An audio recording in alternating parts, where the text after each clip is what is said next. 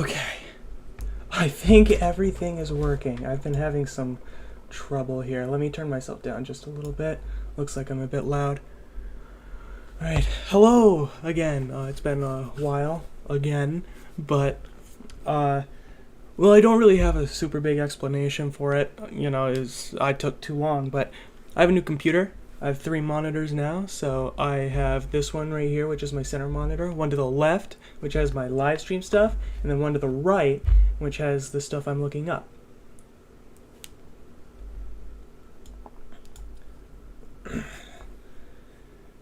And, yeah.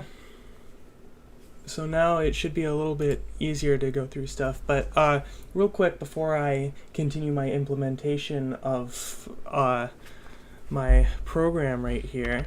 What did I do? Okay. I'm going to change the timer here. So, let me just look it up real quick.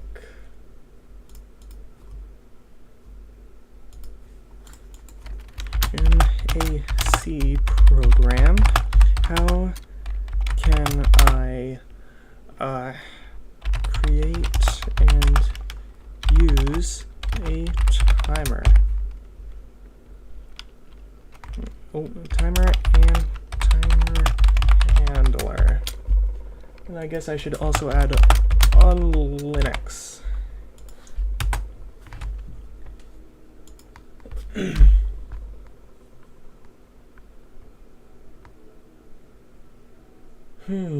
Interesting. Okay, that doesn't seem too bad.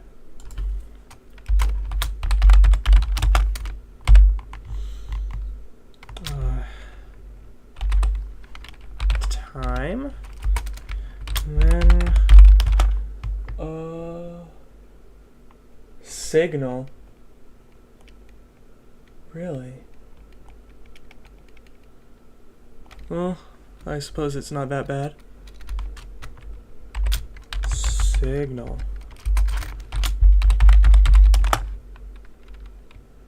And then uni std, whatever that means. Alright.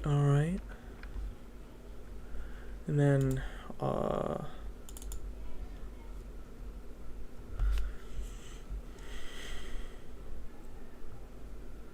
okay.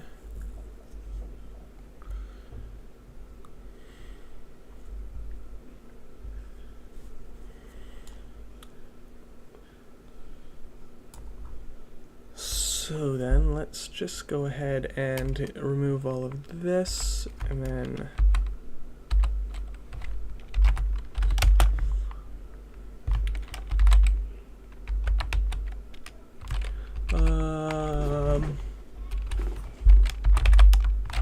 oh wait, hold on, it's a register. There we go.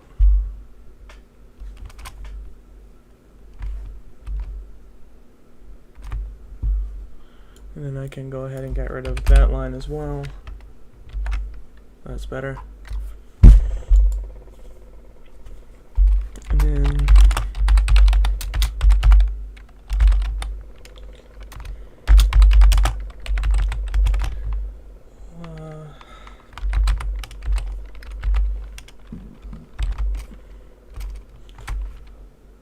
oh.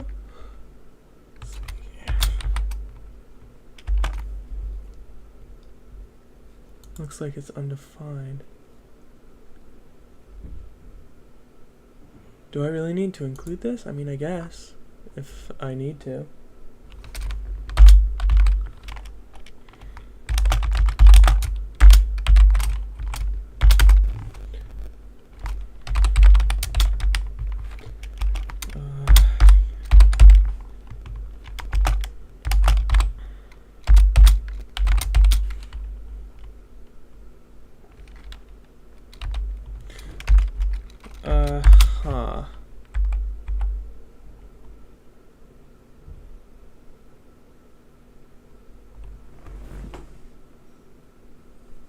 Oh, I see.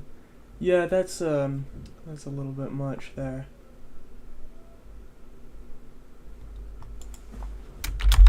what if I want to set a specific speed for the program to run at?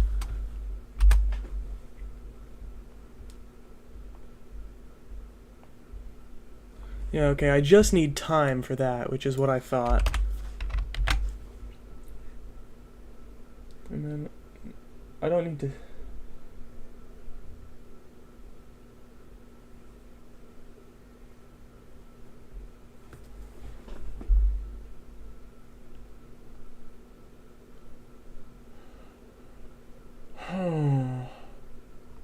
That is a lot.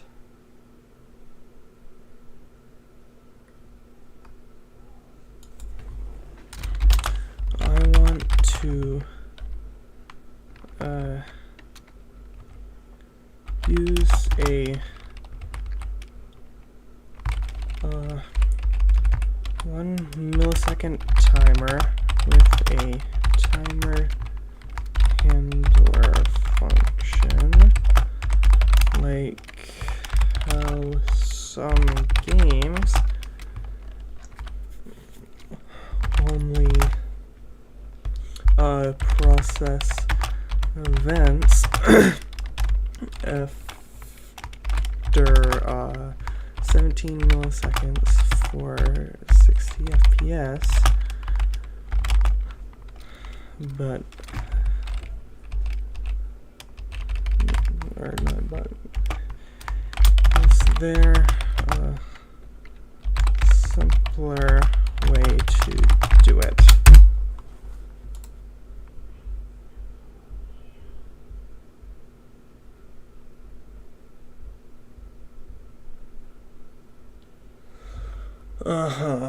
Okay.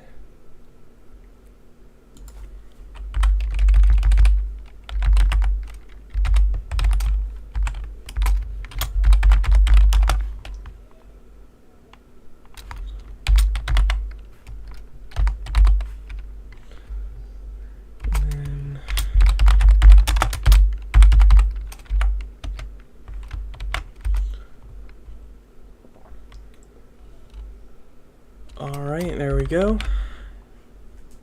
And then Signum.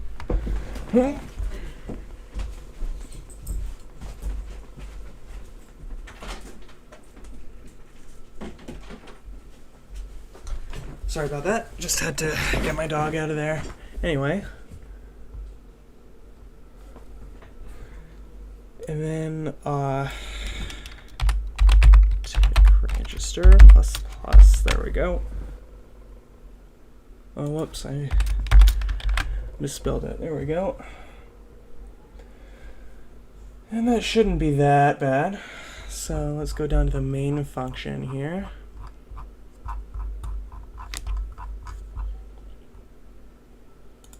There we go.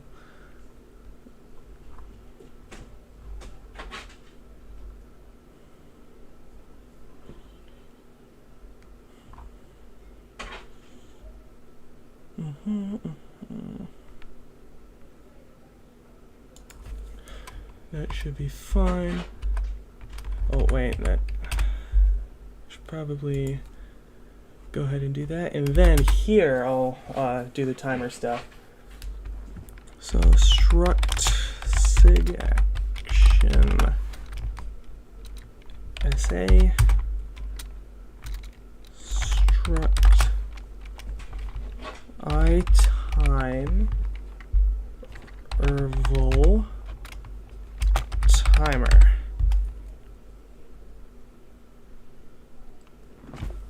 Incomplete type struct sig action is not allowed. Does it have to be like this instead? No. Am I missing something then?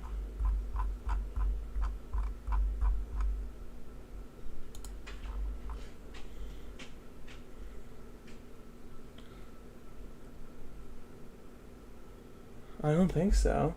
It looks fine.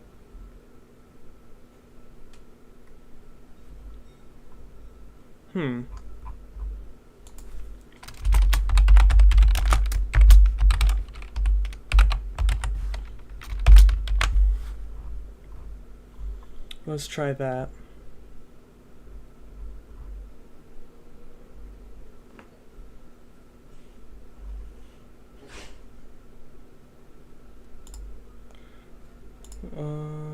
Well, that doesn't help me at all.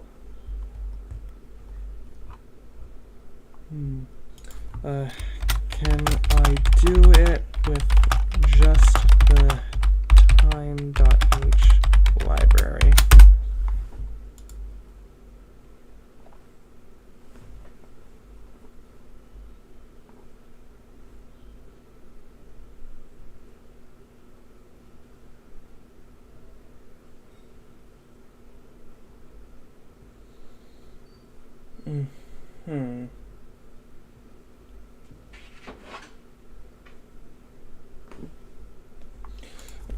I don't need an ultra high quality timer.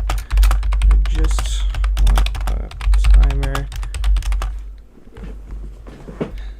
that interrupts the program and processes its events when a tick is reached.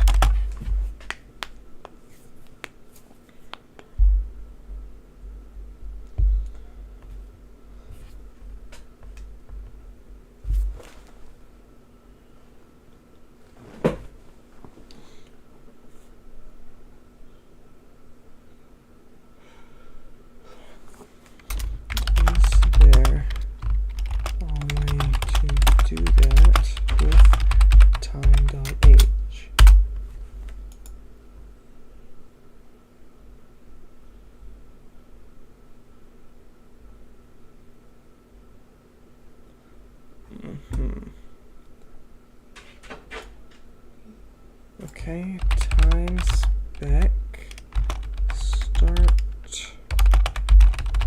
current. How about that? It looks like time spec does not exist. Okay, well, I guess I'm gonna Google it because ChatGPT is not helping at all. How to use timers in C programs on Linux.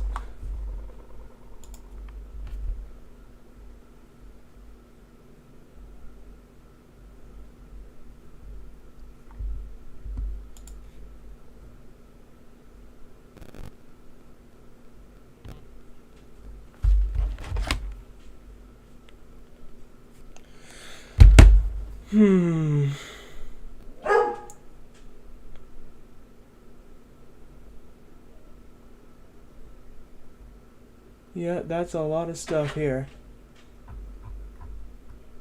Let's see if I can use the SDL timers then.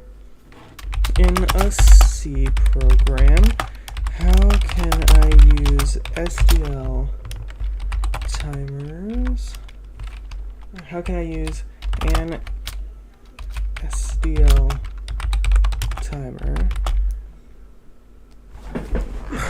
to do things after a certain amount of time has elapsed?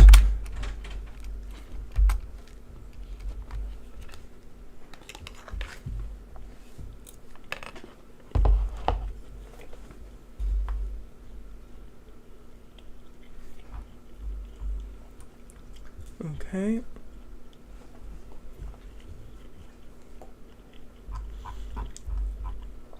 I need to go up here then.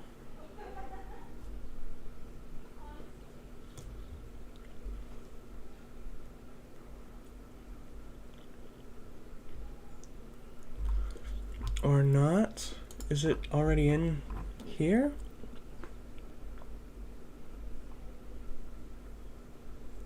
No. SDL init SDL underscore init underscore timer. There we go.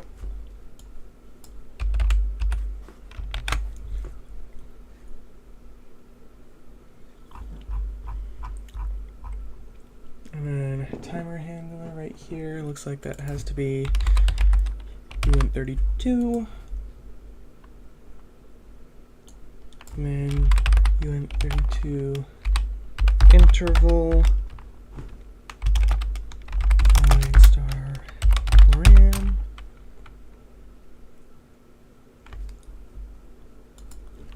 And then return interval.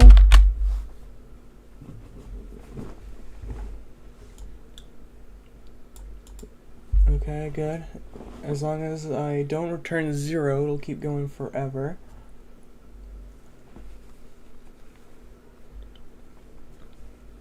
And then down here,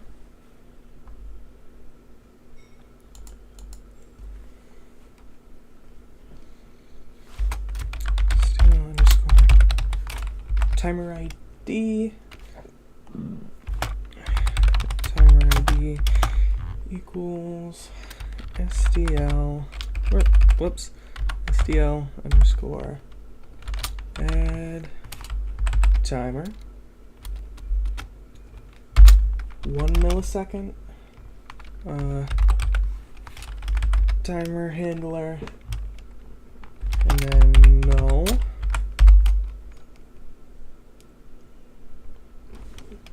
And then I'm just going to go ahead and copy and paste this from this example because I'm too lazy to write that. Okay, and that should do it.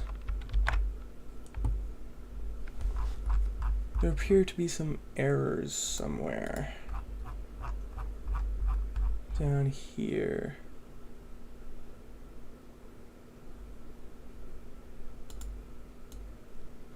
I don't know how that got there, but I'm going to remove that.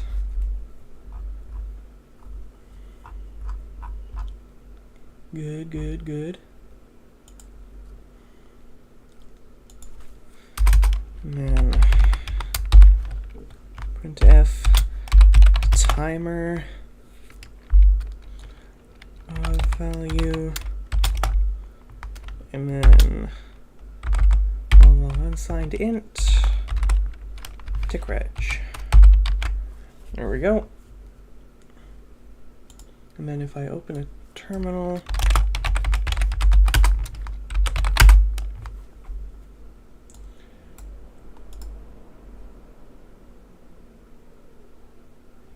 $25.97.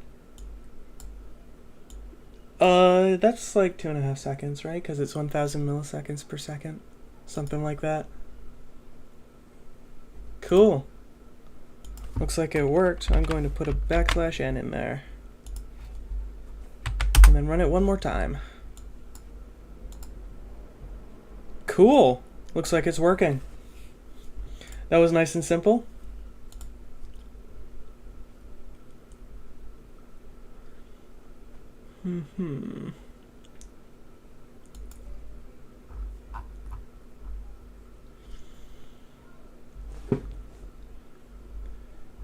Okay, so then there's ports that I'm gonna need here.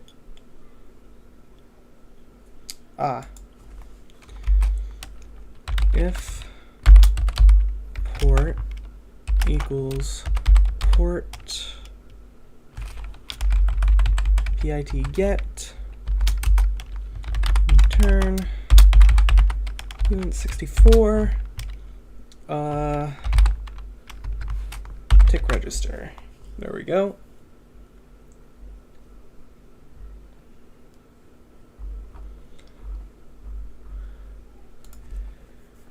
Now if I go into assembly here,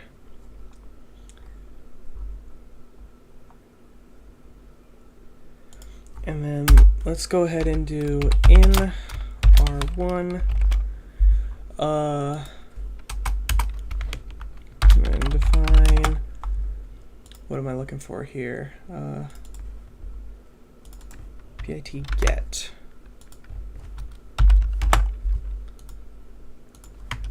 .0x03.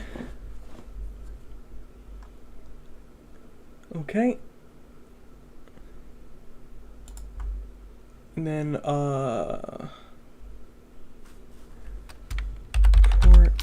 PIT get. Okay, it should be as simple as that. Let's see. It should be in register 1. It's 10 after it's done.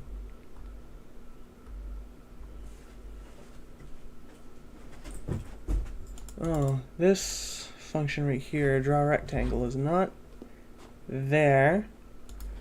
So I'm going to comment that out. That probably did it. And then 3200 in register 2. Well, I guess I'll go ahead and just look for the in instruction then. In. It's data register 2 apparently in this. Let's fix that. That definitely should not be like that. Oh, whoops. There we go.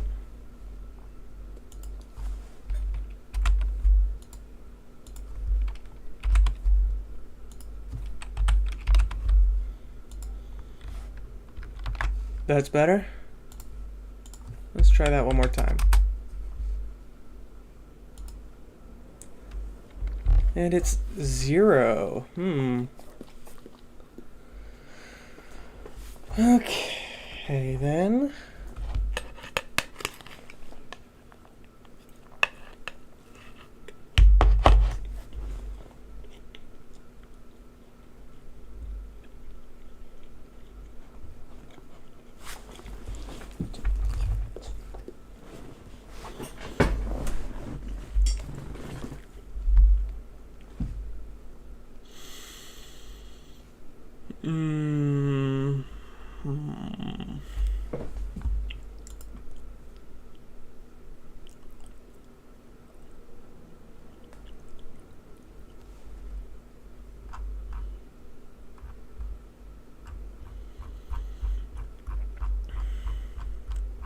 Man, this is a big function.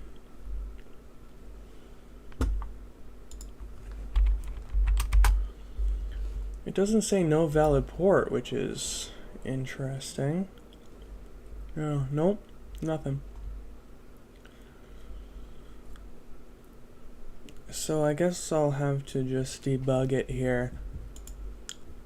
So let's put a breakpoint right there and debug it.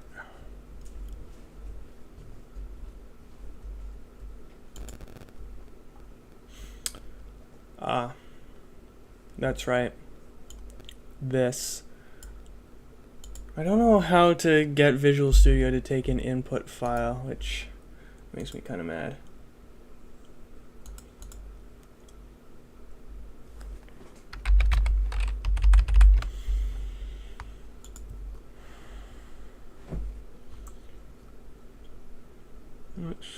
Command line arguments passed to the program.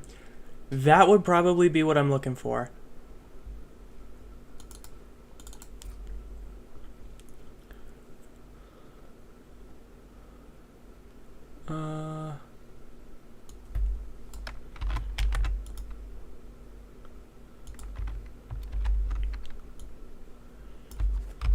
Game. And then let's go ahead and add these quotation marks here. There we go.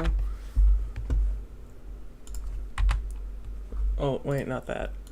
Let's see if this works.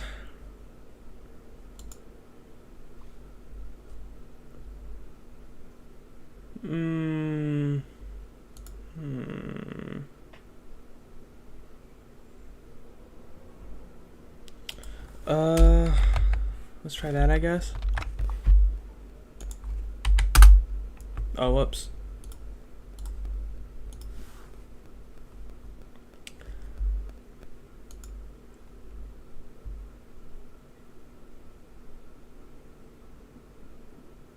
Well, clearly, this is not the correct args right there. Ah! I keep doing that by,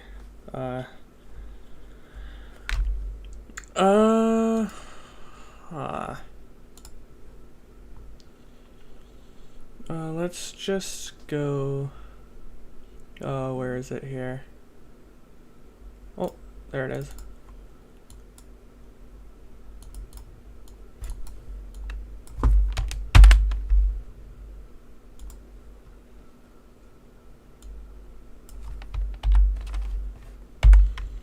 There.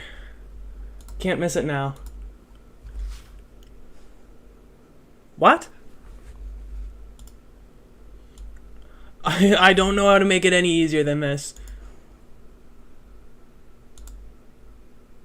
Oh, it doesn't exist. Duh.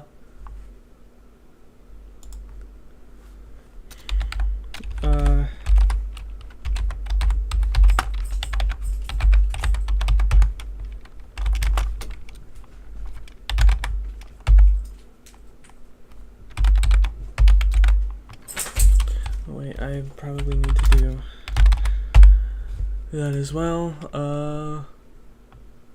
Yep.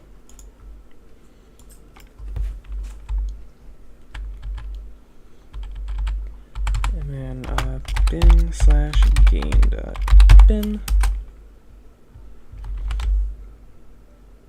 Oh, I guess I need to do that. Perfect. And then I should be able to go here and click debug. And there we go. Okay. So the port does in fact equal 3.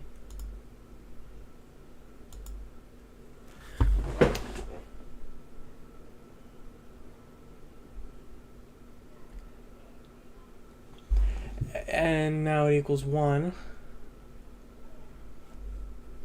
And wrong CPU.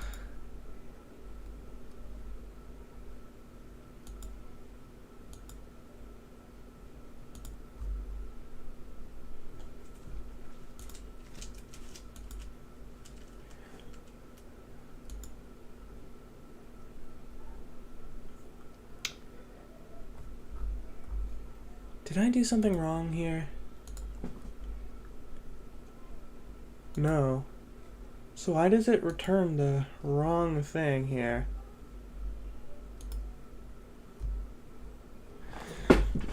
Okay. Let's just do a little bit of this. There we go. And try one more time. There we go. Hopefully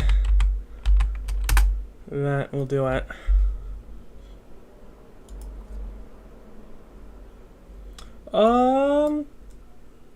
I mean, it's close. It's not as close as I'd like it to be, but it's close. Now, there was one other thing that I wanted to do with the whole SDL stuff, because, you know, it does software rendering, and obviously that, if you don't set it up correctly, it does a lot of overhead. So I'm just going to copy all of this and ask ChatGPT for that juicy software renderer. I'm trying to make a software renderer in C using SDL, and I currently have this. What are some things I can do to make it an optimal software renderer?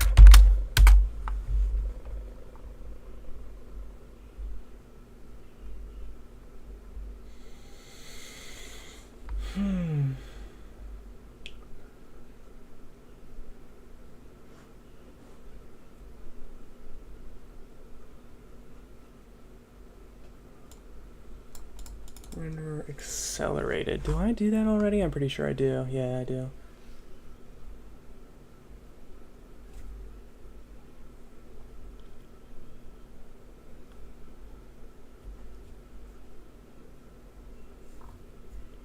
I don't use a texture. I don't know if I want to do that though.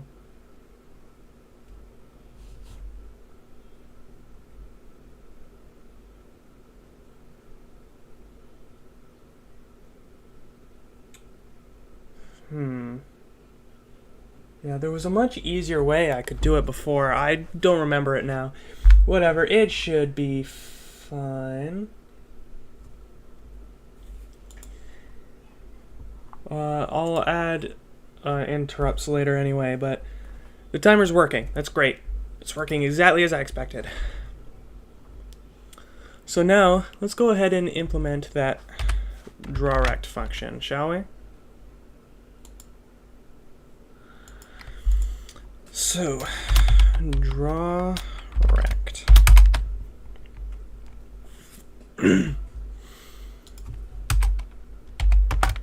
R1 should be X.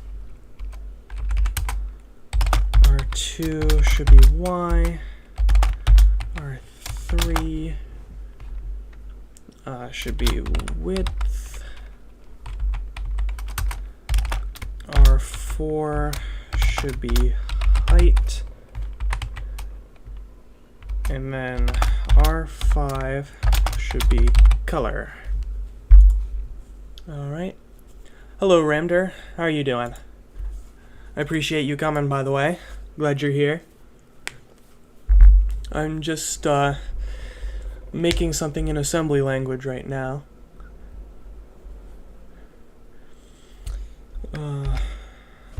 So let's see. Push R3. And then R1 and R2 should be fine. No idea what that means. So assembly language basically is, how do I describe this? It's a direct translation of the binary. Like, these right here are the instructions. So this is the assembly instruction, and this is the corresponding binary. And that's it. There's nothing else to it.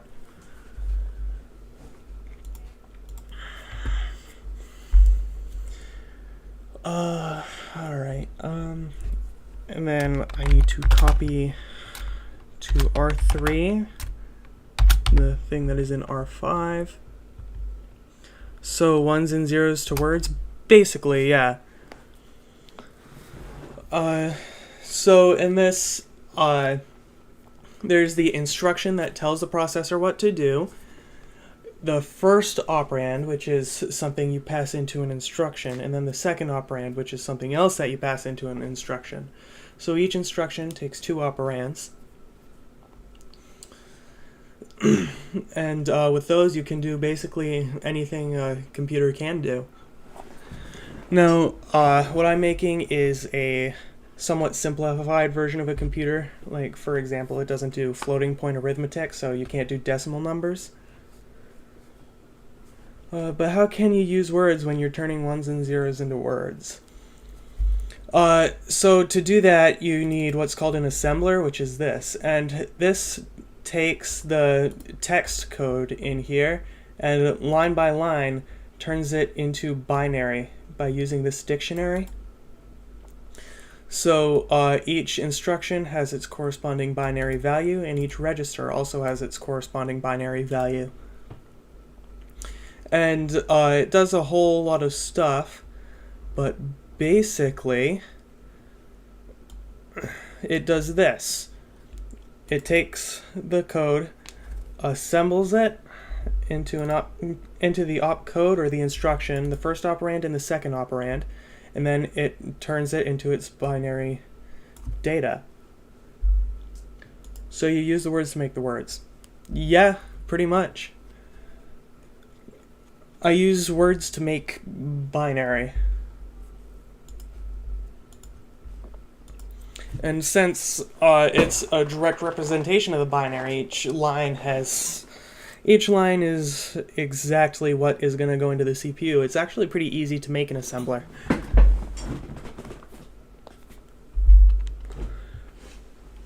Okay. Actually, you know what? To make this a little bit easier, I'm just going to put color into register 3, then put width and height in like this, so that I don't need to do that. So I can go ahead and call draw pixel just like that. Yes, okay. And then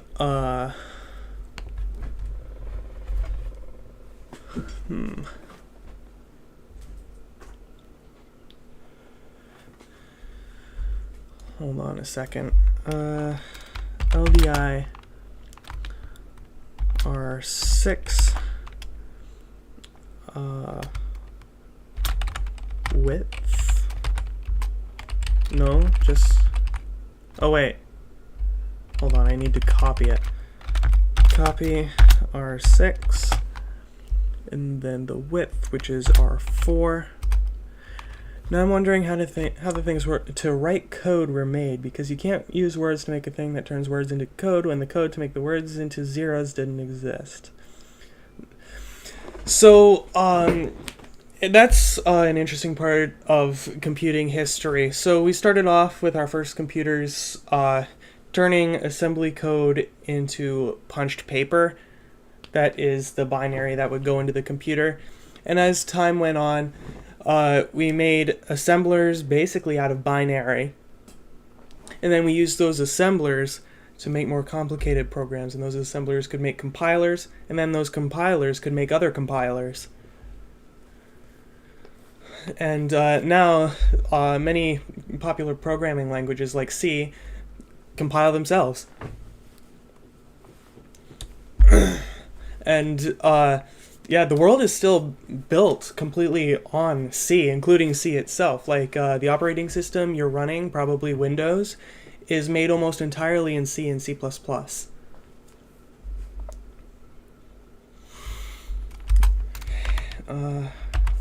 Copy R7. What am I looking for here? R5. C is nice, keeps bad habits at bay, and need good knowledge.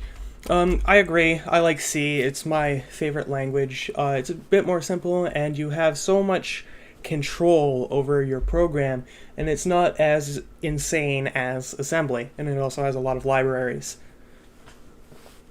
C is honestly, I think, the most versatile language I have ever used, because you can basically use it for any application, if you know it well enough, that is. Alright.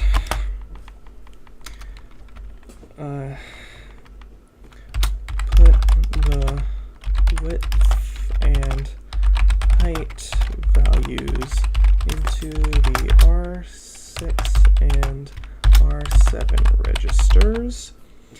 So people made code with ones and zeros so they can make stuff to make more code, to make more code, to make more code. Yes, that's exactly what it is. That's exactly what what programming languages became. Yep, can be annoying since you don't have the pre-built functions like getting array length and other things, but still so good. Yeah, but getting array length is, well, it can be pretty easy. Yeah, because you have the size of thing in C. So you can just do size of C, or the size of the array. I think it's divided by size of the first item in the array. And then that's how you get the length of the array in bytes. Or, no, the length of the array in its data type. The length of the array in bytes would just be size of the array.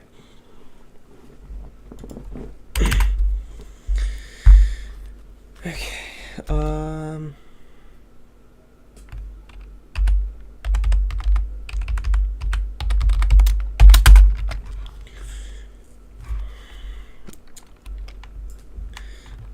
let's see.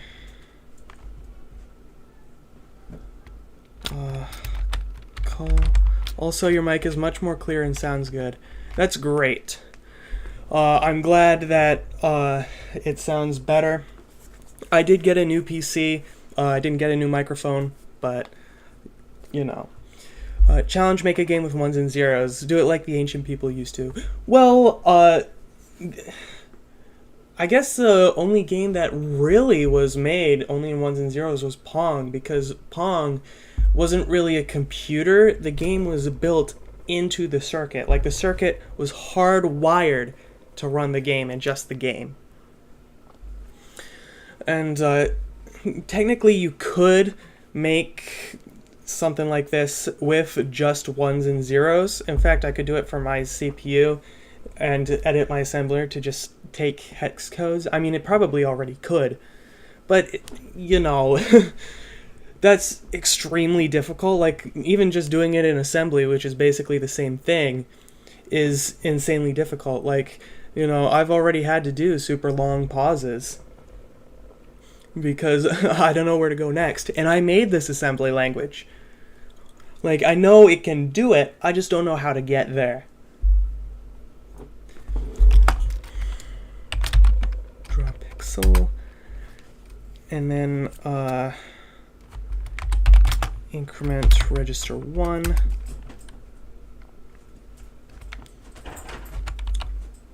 Decrement register 6.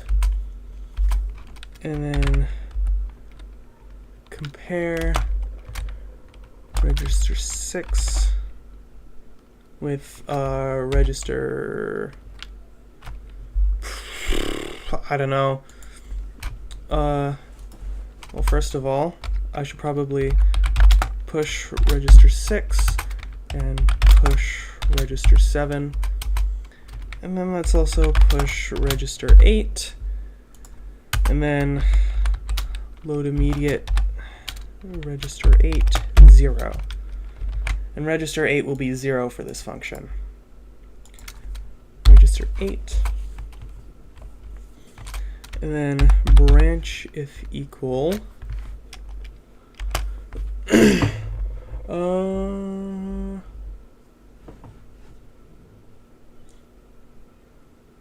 Yeah, if it's 0,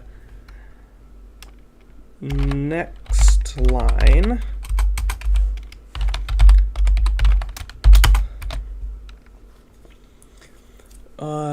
so then we should increment register 2, and then oh, wait a minute. Oh, yes, I know what to do. Sub register 1, register 4, and then copy register 6, register 4, and then there was one more. Oh, right. Subtract. Actually, I can just decrement. Register 7, and then compare register 7 to register 8.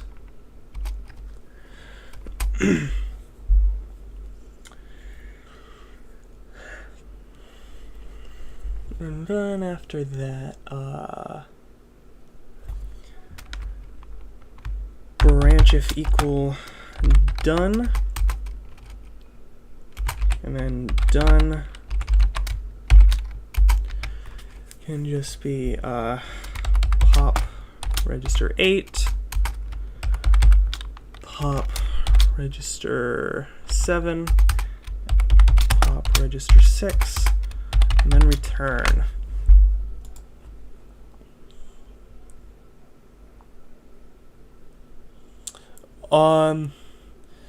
Don't ban me, YouTube. It just means subscribe and talking in ones and zeros. It looks like it didn't show up in my chat, so it probably blocked it.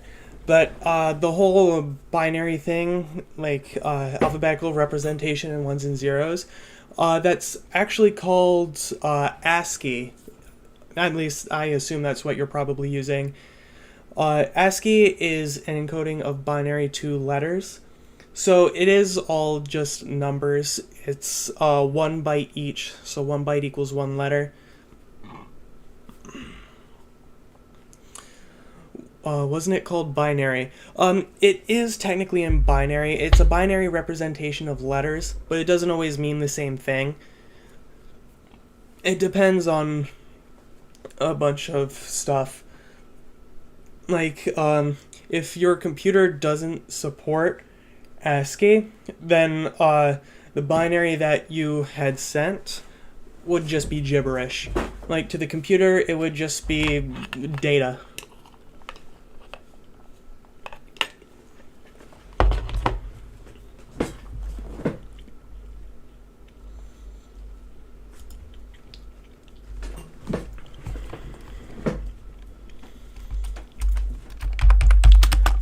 Alright, and then we can jump to loop right there.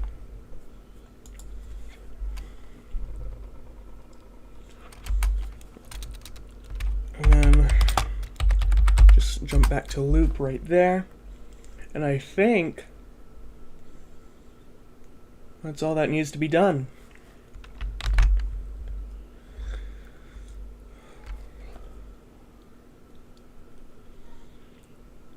So let's go ahead and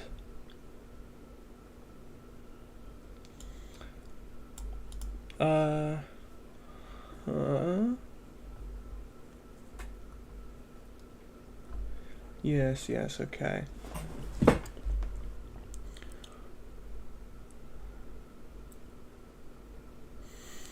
I see what I'm doing here. Okay. So let's load immediate register 1 with 10, and then load immediate register 2 with 10 for the X and Y coordinates, and then LDI register 3 color white, and then LDI register 4 no, not color white. Let's just do a width and height of 10. So register 5, 10. There we go. Good. And then call direct. Alright, let's see if that works.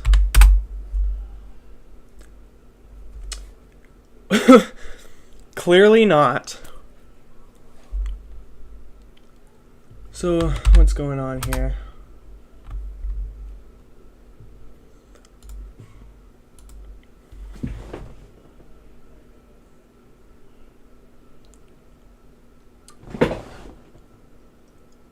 Segmentation fault, huh? Why is that? What's going on here?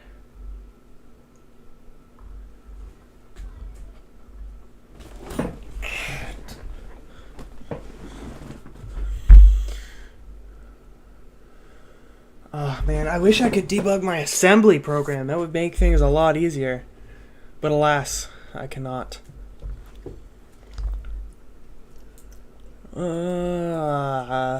I'm pretty sure this all does it right though, because it draws the pixel.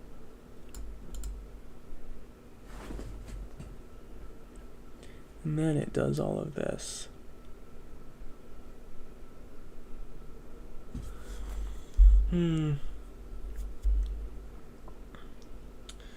I guess I could copy and paste it and send it to ChatGPT, see what it has to say, but I feel like I'm not going to get too much out of it. Well, I should probably be going. It's midnight for me, and I don't want nightmares about code I don't understand. Alright, that makes sense. Thanks for stopping by. I'm glad you watched for a little while. Yeah, feel free to come and watch my stream anytime. I'd be happy to explain stuff to you. Goodbye. Alright, I am currently writing an assembly program for a custom CPU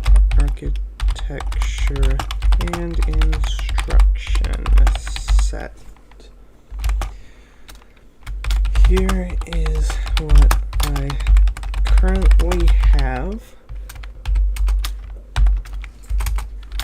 And this is how the instructions are laid out in my emulator.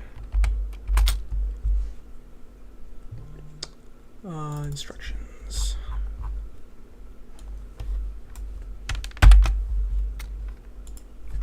Oh, I should probably say instructions and registers. Instructions and registers.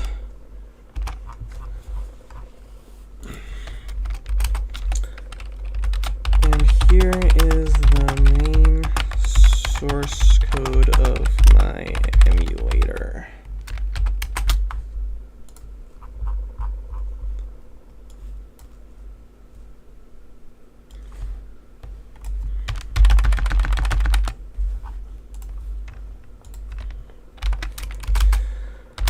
However, when I try to run my assembly program, it results in a segmentation fault on the std instruction. Why could that be? Is there an error in my assembly code?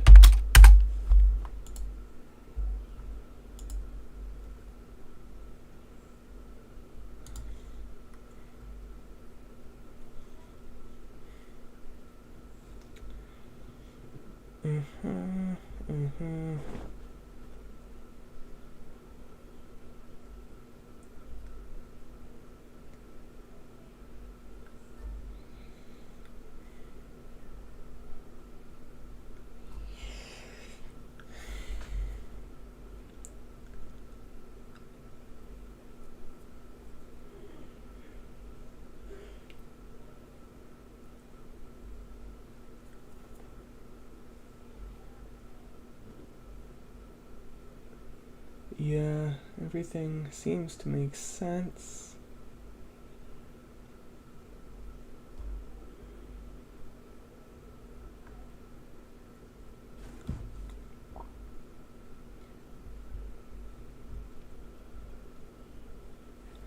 Okay, let's go ahead and debug this then. I should probably set a breakpoint here.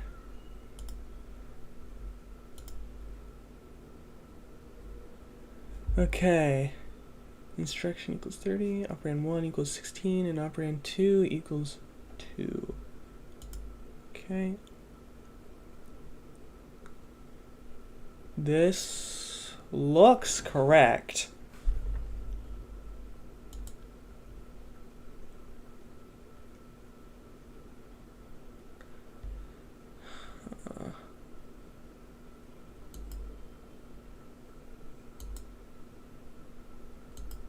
Okay. It stored the D word.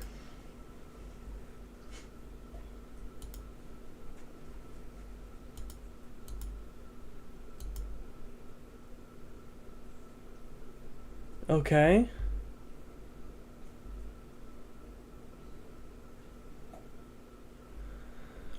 So if it's working, then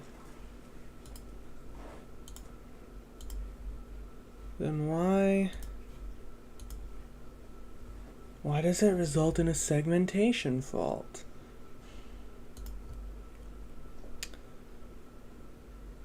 Well, you know what?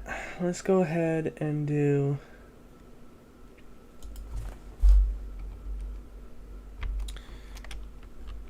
if int pointer is greater than size of memory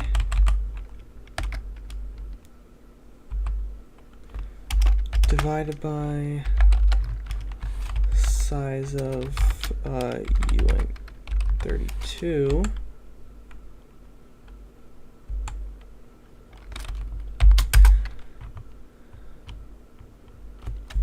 Oh wait, let's just take the total amount of memory that we allocate here, because I don't trust that whole size of thing. Right here.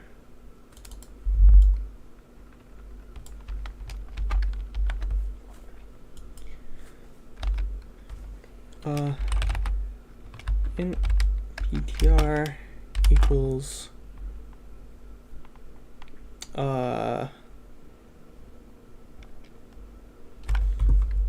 yeah, let's just put it at the end of addressable memory. There we go.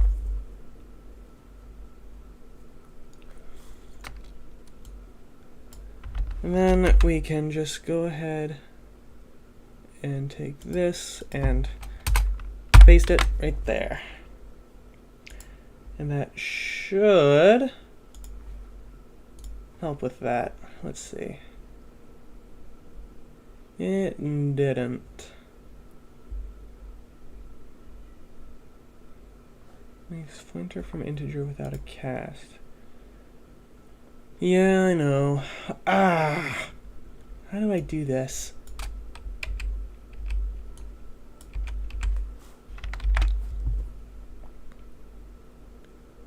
Well, this isn't calculating something correctly here. So let's go ahead and look at our drawRect function again.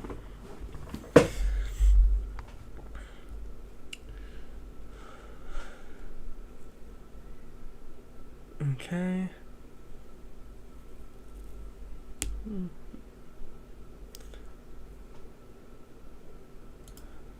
I guess I can do branch of 0 instead of branch of equal. That should be fine.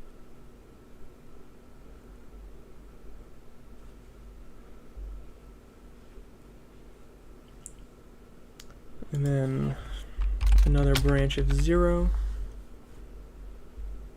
That's probably not going to, oops, it's probably not going to change it, but yeah.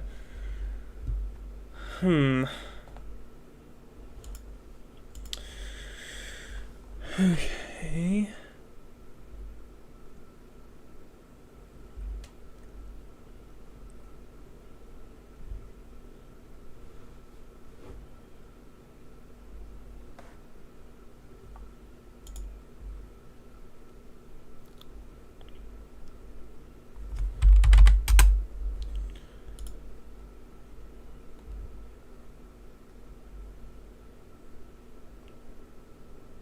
Oh, yeah, whatever.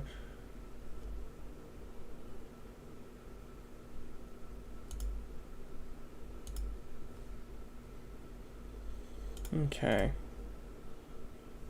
We've gotten to store dword 3 times, and it's not here. Why?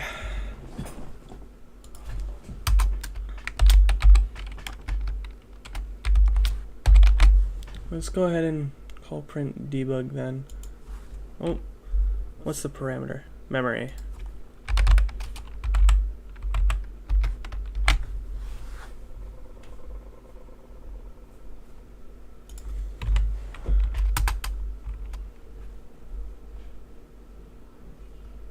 Okay, there we go.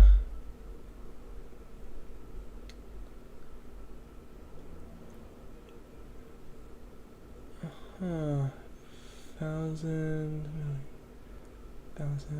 million. 12 million. That should be well within addressable memory, right?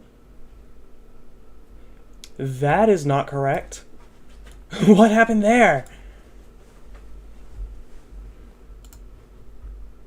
It was 1 consistently, which it shouldn't be 1, but I mean,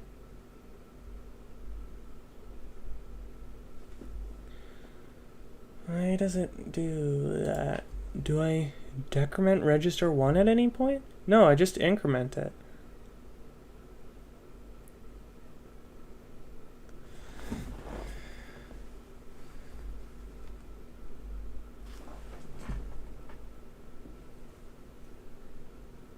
Uh-huh.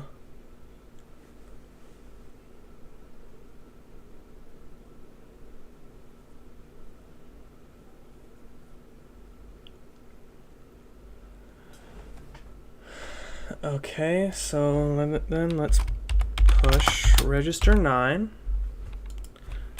And then copy register 9, register 1, and then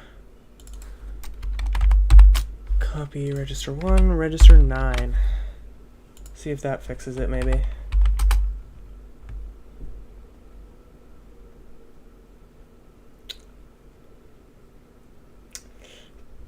Clearly not. What happened here? What'd I do? There is a register 9. Right? I'm pretty sure there is. There's 16 registers, aren't there? Yeah.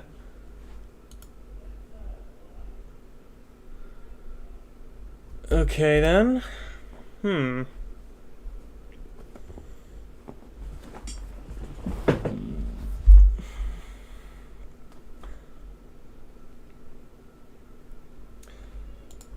How does that happen then? What's going on?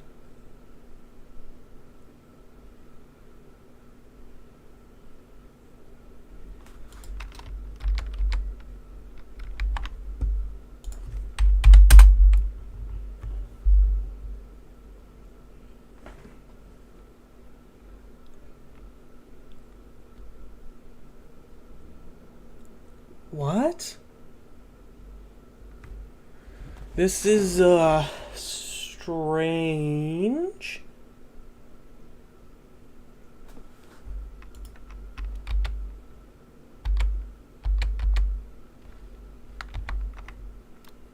Okay, what happens if we just do that? Okay. So there's no debug print anywhere, but it seg faults.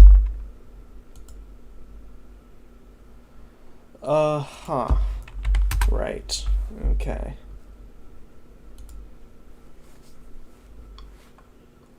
This was working just fine before. What changed? I should have an older implementation of this in my GitHub here. Let me just sign into GitHub real quick and see what I've got.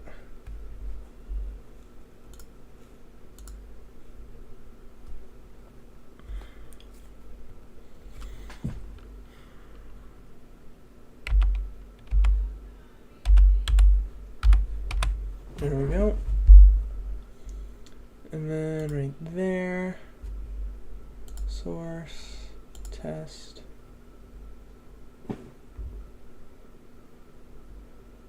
Ah, darn. Looks like I don't have it then. This is a much older implementation. Darn. But how come I don't have that draw rect function? I had it last time, didn't I? Let me check out my backups here. Where's my flash drive? There it is.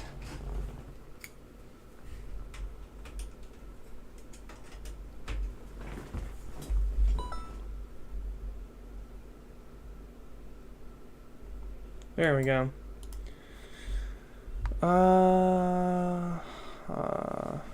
Right there. Source.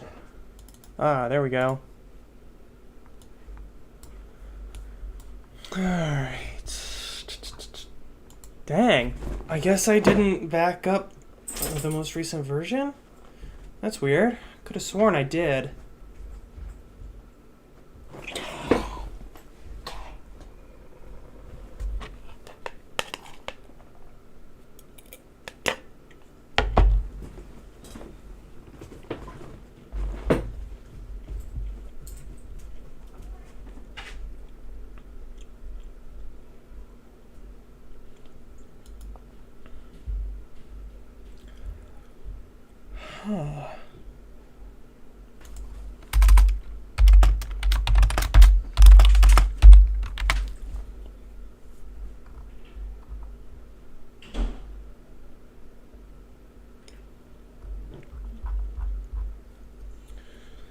So then what's going on here?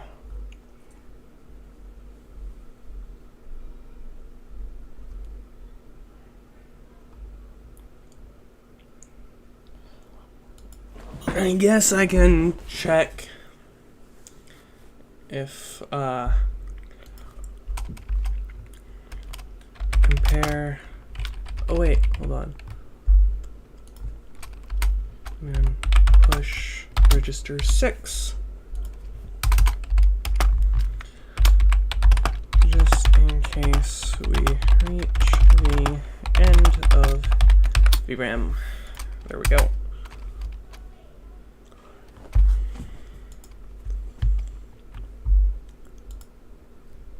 And then R6. Oh wait.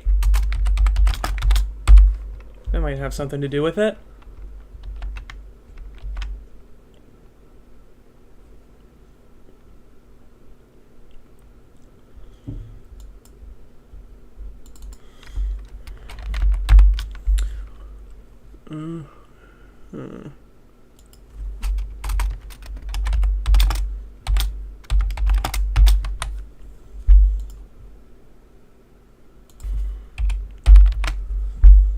There we go.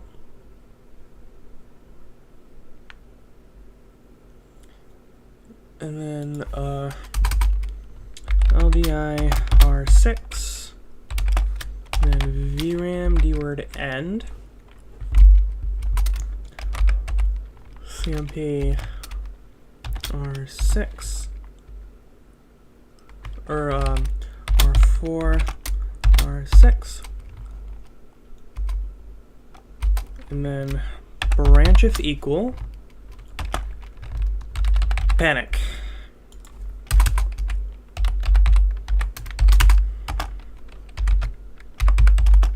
Oops. There we go. Let's see if that can fix it. Yeah, something strange is definitely going on. And it's just in here, but I don't think it's an assembler issue, because code always assembles just fine. But how come we're getting invalids here?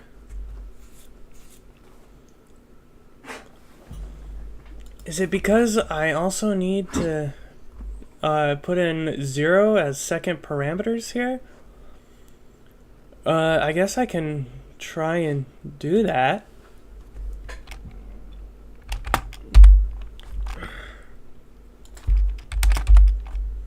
Let's just test it out, I guess.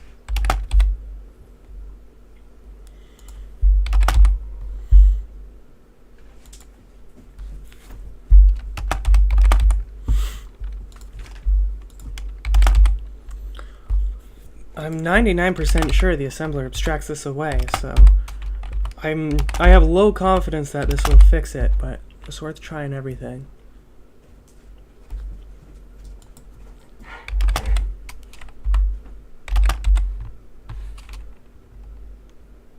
Wait, do I have increment and decrement? I should. I'm pretty sure I have those. Yeah. Yes, I do.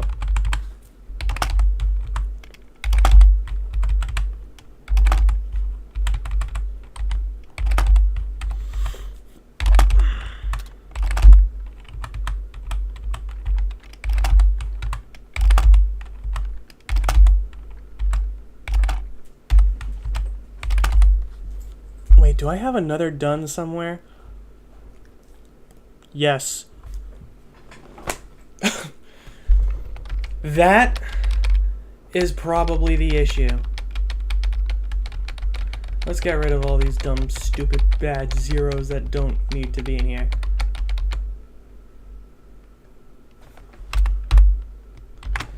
Okay.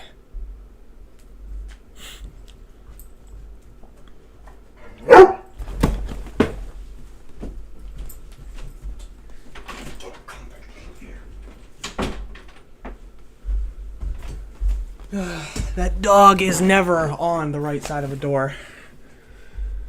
Anyway.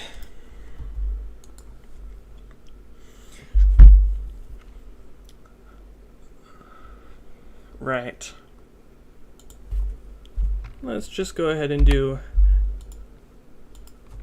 p done. Oh wait, hold on. Let's just call this finish. Wait, are there any other loops? No. Good.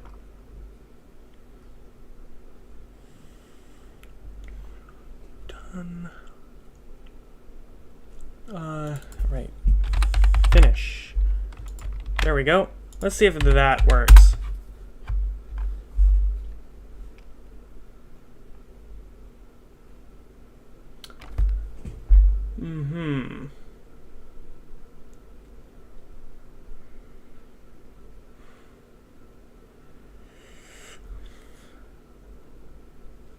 What?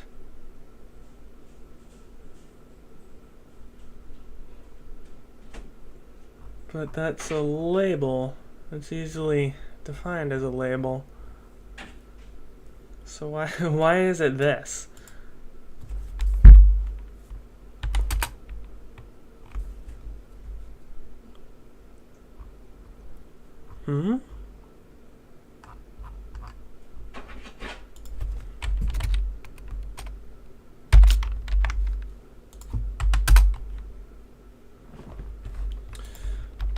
I must be missing something here. Yeah, okay, that's right there.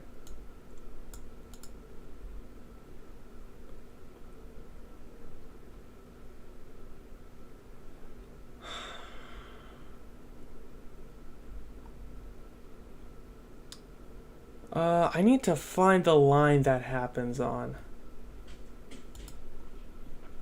Do I have a global current line? Let's take a look. Yes, good. And where does this happen? Which function? In hex to int.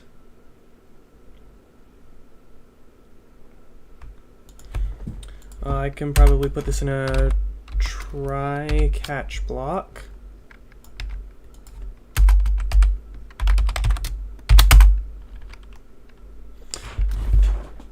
It's not called catch in Python, is it? What is it called in? Oh, except. Yeah. Error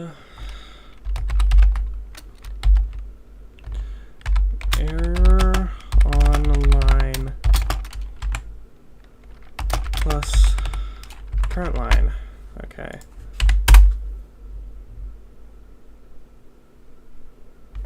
Oh, I need to put a cast around that. There we go. Ah!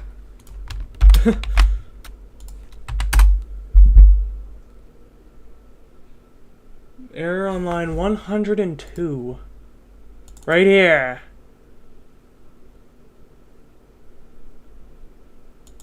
I guess there's no branch of 0? No, there is a branch of 0. I'm certain about that. Where is it? It's BRZ.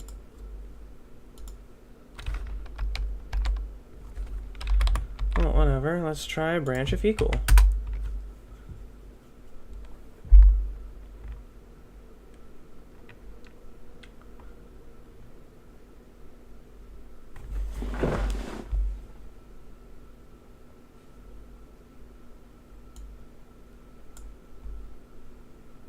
Well, I don't know. It doesn't make any sense.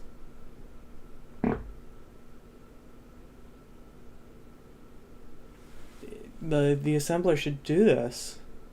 So I don't know why it's not doing that.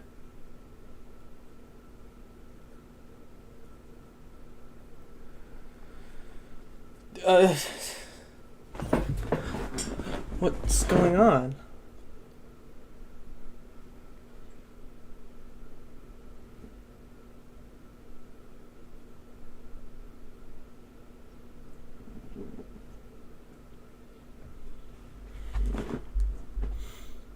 I guess I'll just do that. I will literally hard code it in.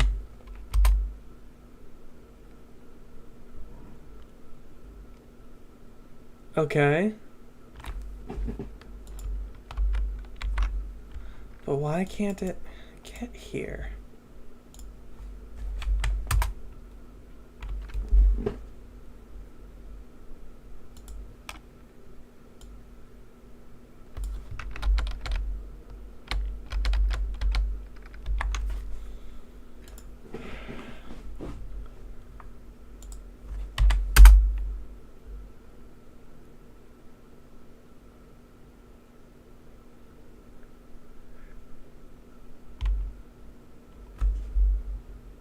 But it should parse this, shouldn't it? Let's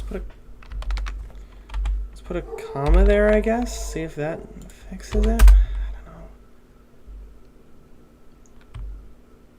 know. What?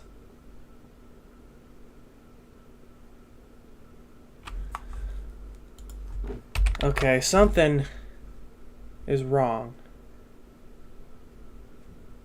Something.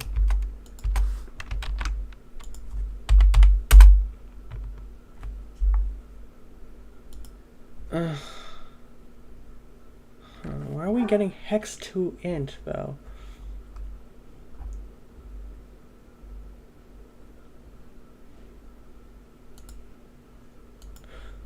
Oh my god, does it think that's a hex number?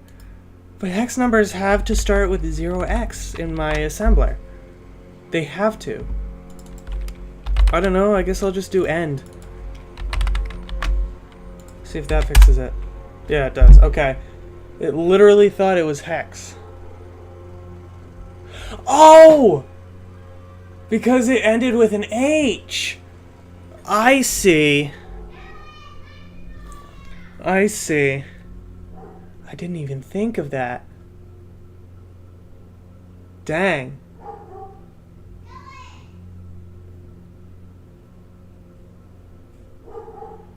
Yeah, I didn't even think of that. Well, I'll just have to keep that in mind from now on. Whatever. Anyways, now that that's all good.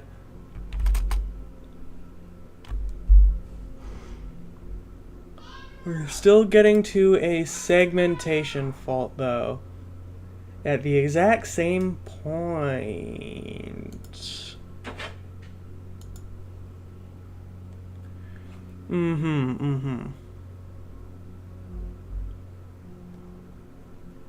But it should jump to here, right?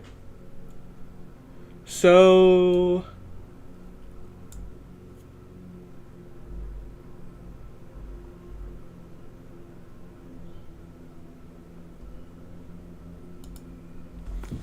let's just add a 1 to that. But why does it end in a segmentation fault? I guess that means it doesn't go out of that.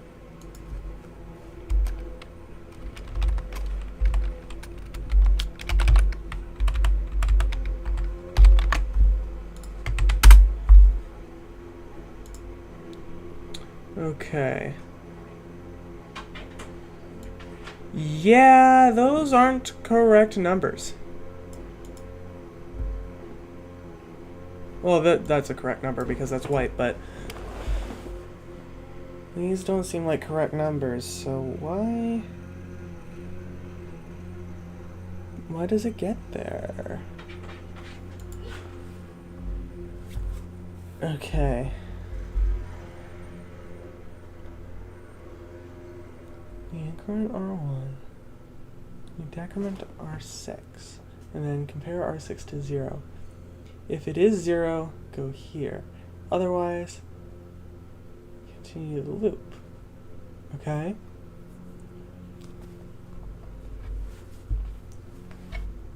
So then that should be fine.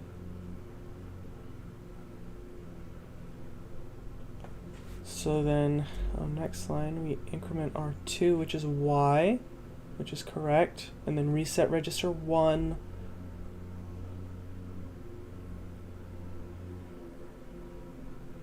What are we putting from R4 in here?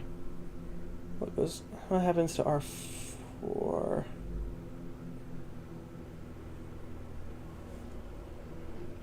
Okay. Copy R6, R4? Or should it be R... No, it's correct. Okay, good. And then decrement R7. And if R7 is equal to R8, end it. Otherwise, go back to the loop. So everything looks fine.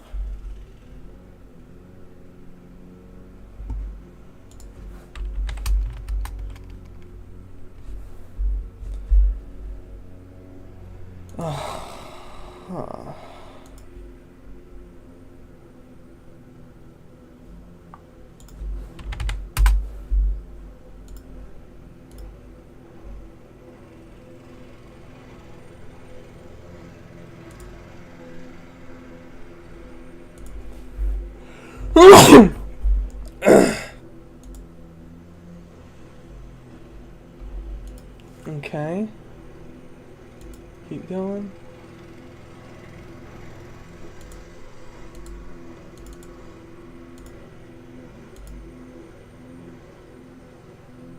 There's no way that it's 0, right? Why does it...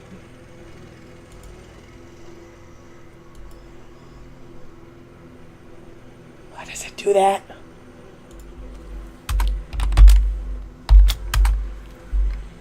Oh, there's no try, boo. Ha ha.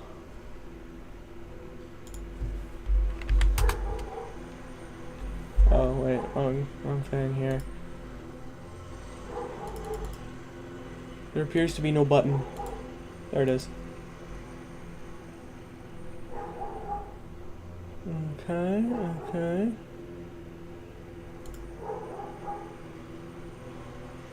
Let's go ahead and switch those real quick.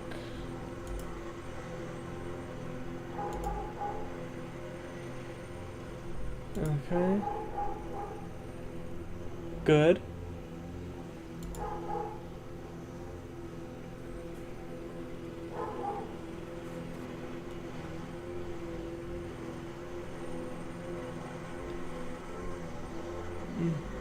And that says that is R3. Okay, good.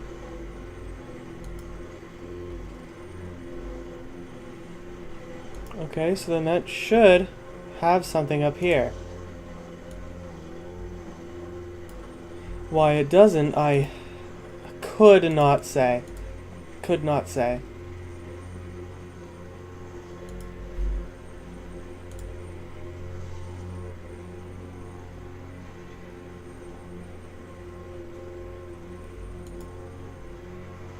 Okay.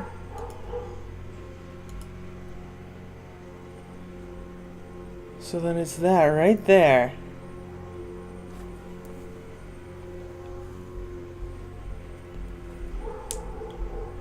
That results in the segmentation fault. But that doesn't make any sense.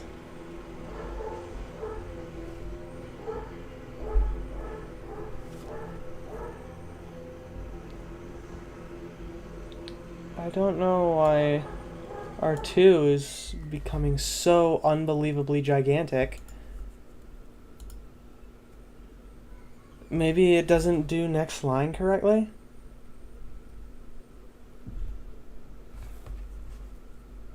Register 7.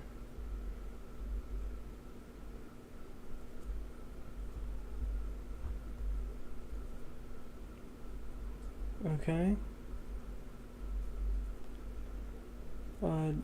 How about we decrement register 5 instead? Oops. Nope. What's going on?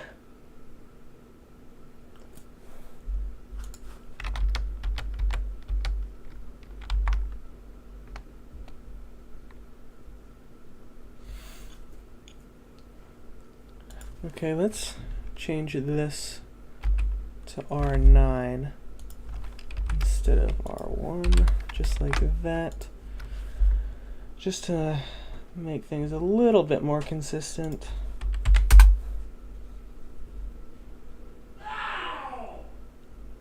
Okay, and then it's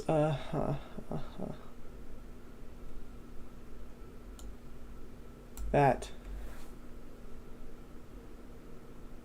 Why does register 2 get so high? Because register 8 and then register 6.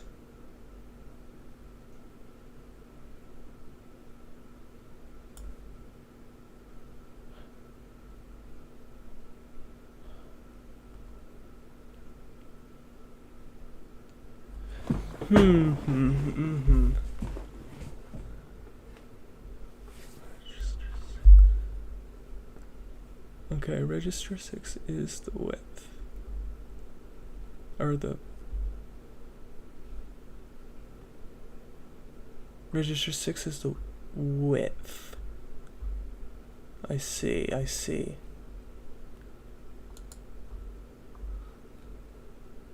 Okay, correct. And R7 is R5, okay, and then we decrement R7. Why are you coding in C++ instead of C? I'm not. It's C. Look, main.c. This is all C.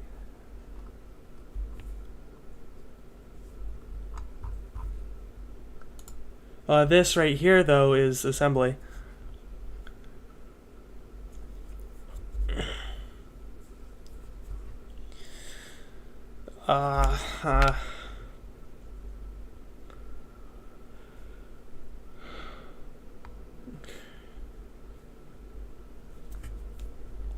R7 is 8 right now. And R6 is decremented. R9 is 10.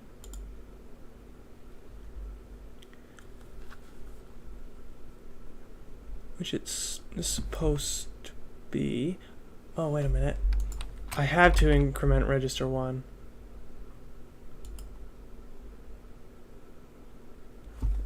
I see. So then that was a mistake on my part.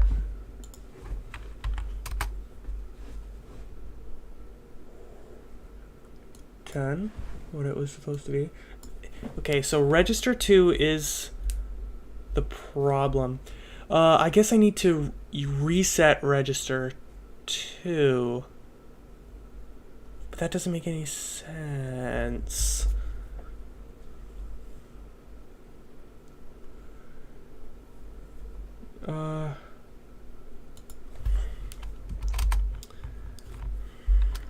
Sub register 2. What's the width? Register 4. And then register 4. Oh wait, no, something about register 4 and register 2.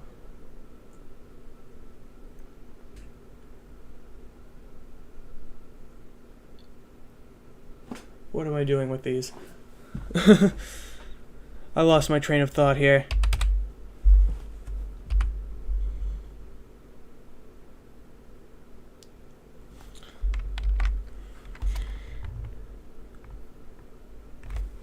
But if R2 is incremented, then R7 is decremented.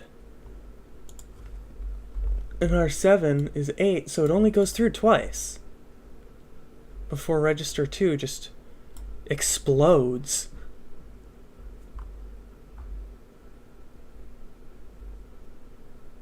But that doesn't make any sense.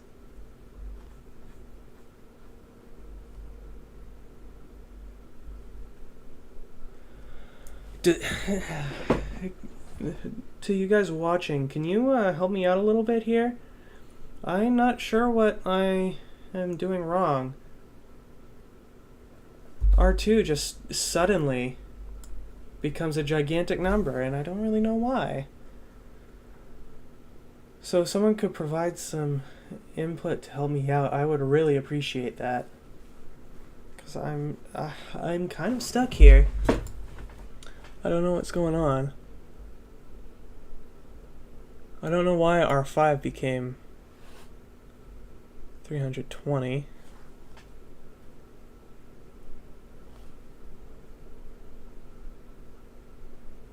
Why did R5 become 320?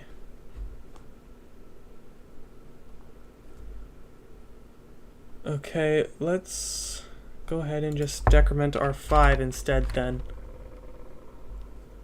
And then, after decrementing R5, we can compare it to 0.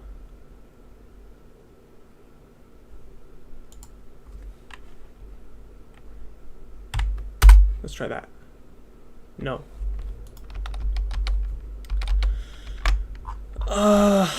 I am going to go ahead and do this here. Let's LDI register 1, 10, and then LDI register 2, another 10, and then LDI register 3, color white, and then call draw pixel, and then JMP done.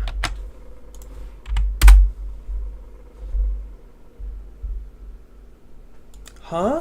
Why is this suddenly not working?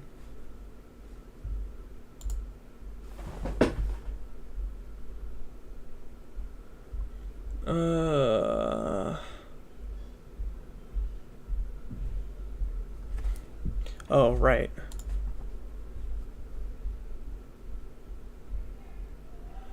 Right here, source, game.asm.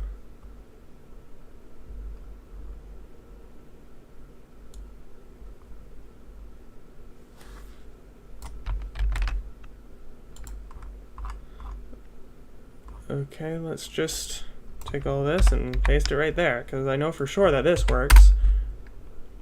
Yeah, look at that. Perfect. Absolutely nothing wrong.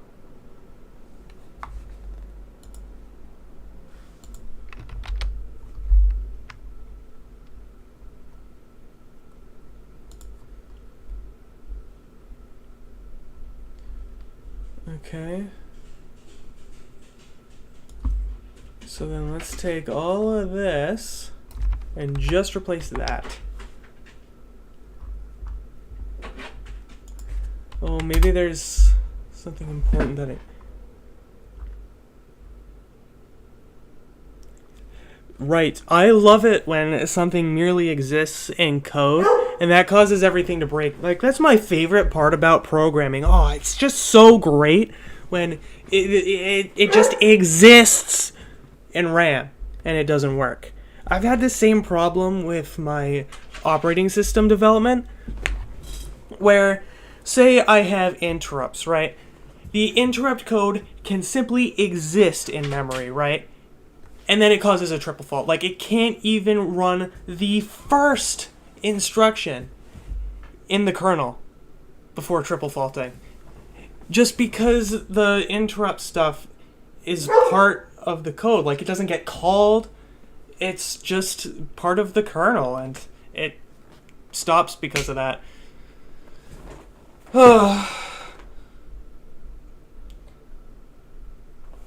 So, yeah, that's great.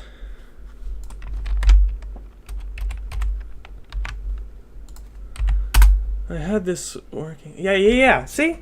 Boom. Perfect. Flawless. Absolutely pristine. And then I add this back. And it breaks!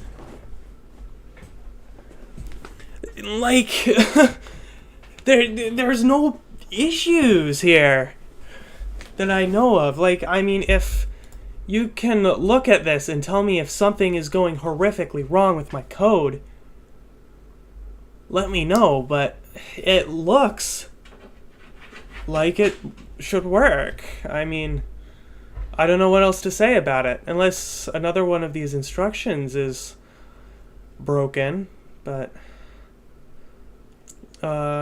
which one would it be? Wait a minute! I think I have an idea. Where are the push and pop instructions? Here they are.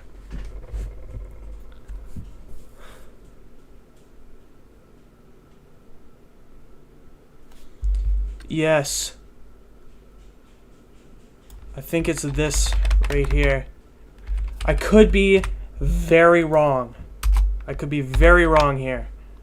But I think that might be it. No. That was not it. Okay.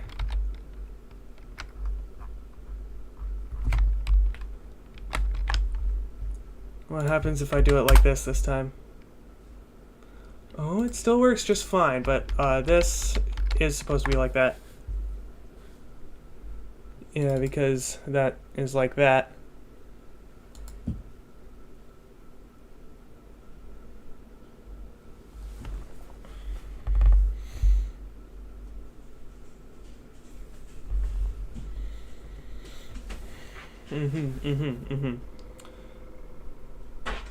So then if it's not that, like, this is a very slightly older version of this, which is kind of annoying because I don't have the draw rectangle function in my assembly file right here that actually worked.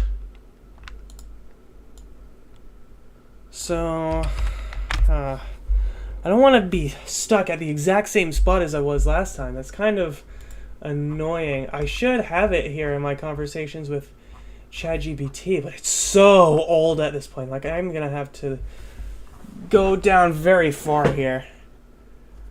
Let's see. July, there we are.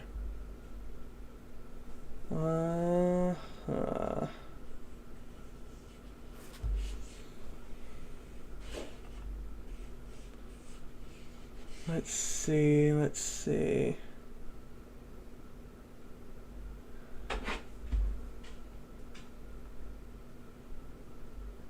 Was this back in June the last time I did this? I'm gonna have to check that. When was the last time I uploaded a live stream? It was June, okay.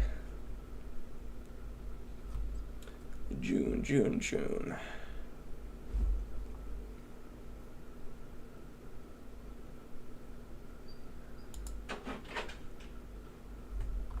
No, I'm back up here. No, that's just a Linux question.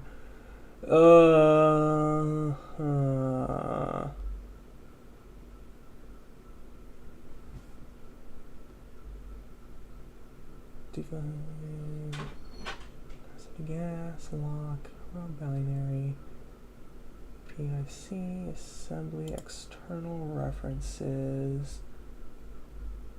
No, that's for my operating system project. Vertio drivers, that's a little bit after, I think. RISC 5. 6502. RPA.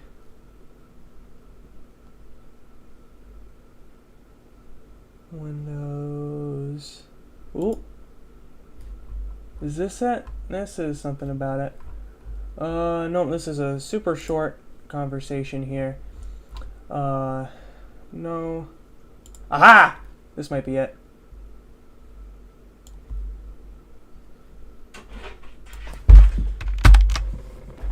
There we go. I found it, finally.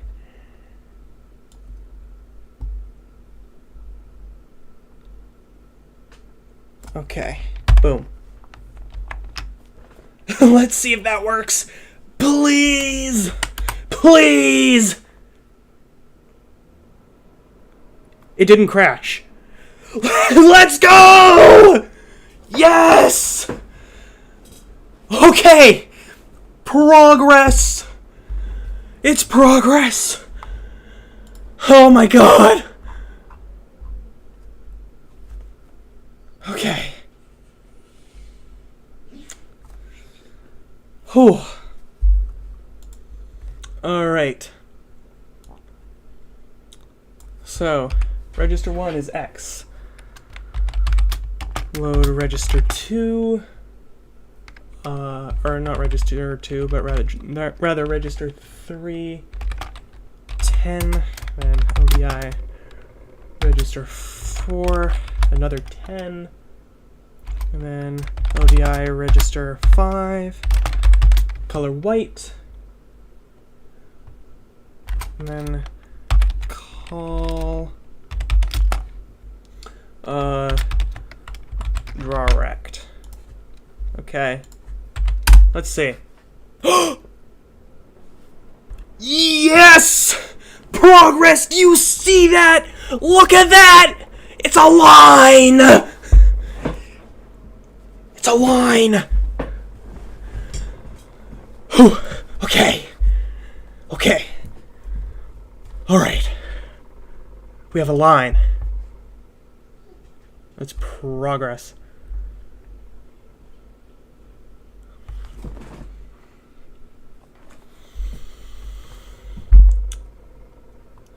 So then,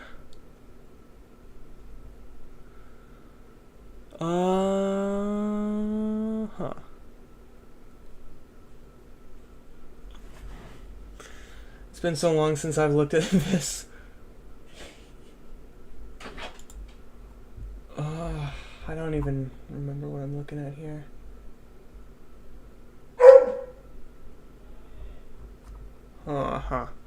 That's not it.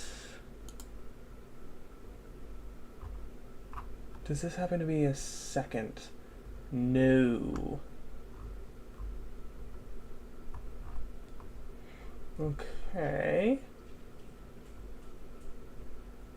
Let's try using my other function instead and see if that can do anything about it. But this is the one with the bugs, so I don't have very high hopes. Yeah. It's not seg faulting though, which is preferable. I guess I did just have something horribly wrong in my last one. Okay, let's see here.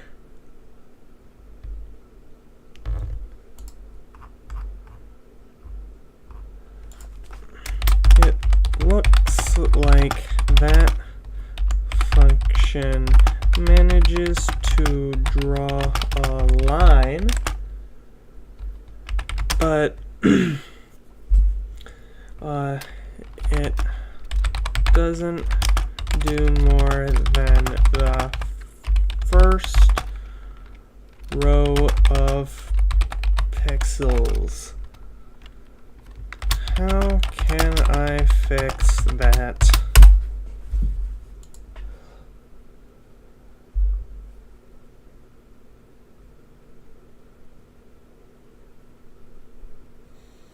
Okay. Let's see if that code works. Are you using ChatGPT? Yes, I am. I know it's not great with code, especially with custom assembly code, but it's the best I've got, and it's another set of quote-unquote eyes. Let's test this out, see if that works. No, that's still just a line.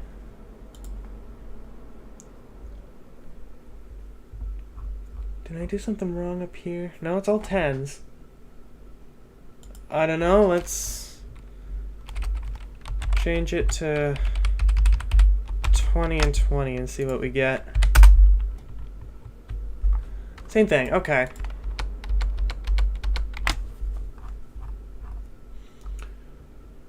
So then,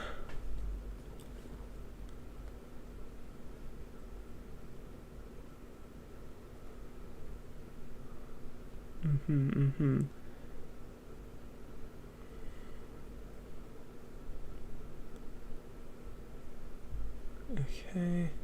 move to the next Y. Okay, so it should move to the next Y if what I'm looking at is correct. Okay, let's go ahead and push the registers that we're not going to be, or that we are going to be using. Push R11, push R12, push R13, push R14, push R15, and push R16. Then I'm going to have to pop them all in reverse order. So pop R16, pop R15, pop R14, pop R13, pop R12, and I think it's just 12. No, it's 11. So then pop R11. Let's see if the stack is the issue. It's not. Good, because that was the issue last time. Why use Visual Studio Code when you can use ED? It's more stable and lightweight. What's the ED? I've never heard of that.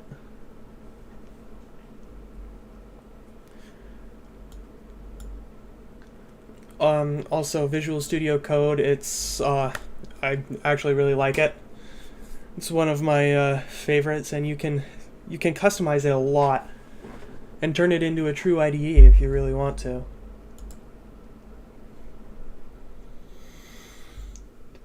Okay. So then, moving to the next Y position.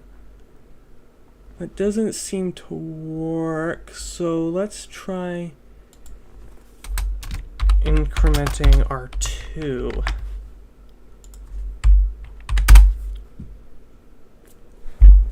No, that doesn't work.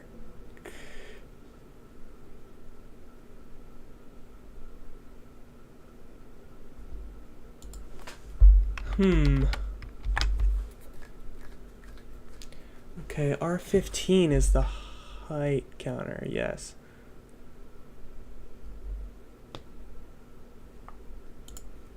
Okay, and R15 does become 0. Huh.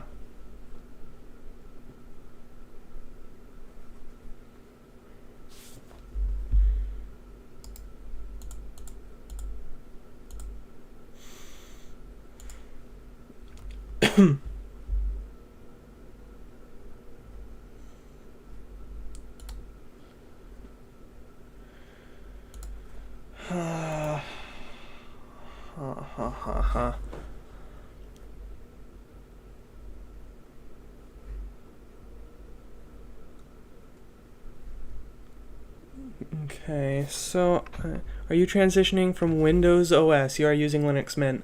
No, not really. I've been using Linux since December.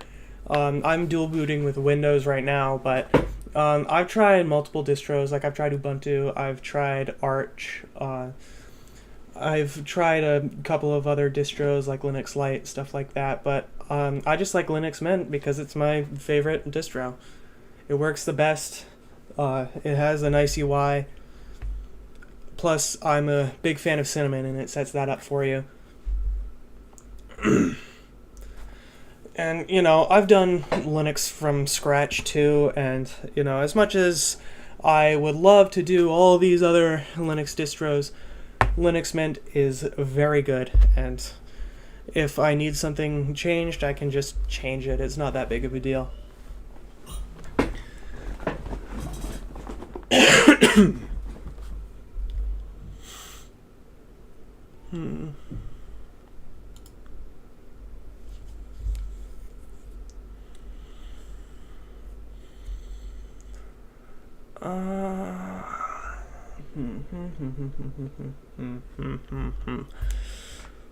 Man, I love it when it looks perfect, but it isn't working.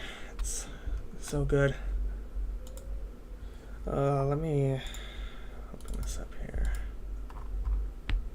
I don't have that anymore, that's right.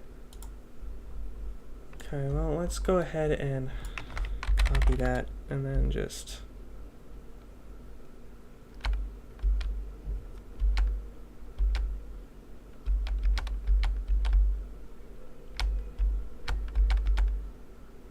oh, that's right. Probably shouldn't go that far.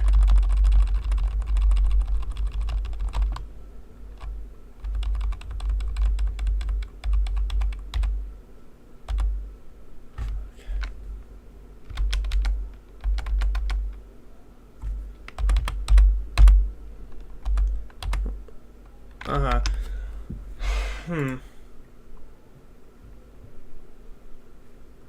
Okay, so that's not working very well.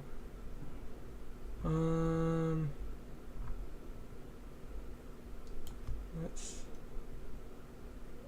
take that, copy that, and then paste that right back in there.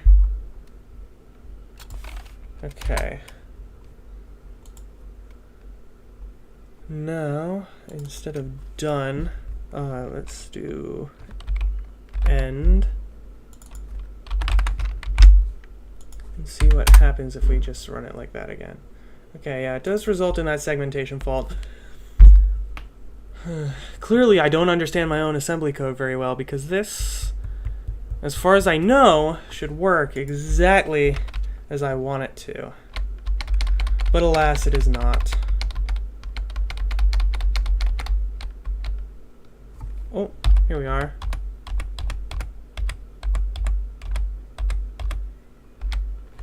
Okay. Yeah, okay. So why does register 2 become so insane? I don't even do anything to it except for incrementing it once right here. What is register 6? It's a big number, but I think that's what it's supposed to be. Could be wrong, but I'm pretty sure that's what it's supposed to be.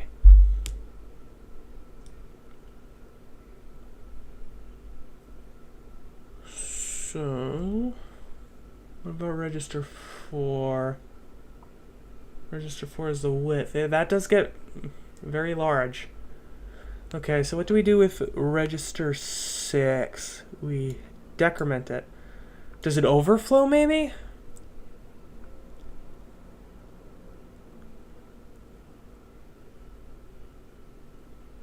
Let's do branch of equal right there. Huh.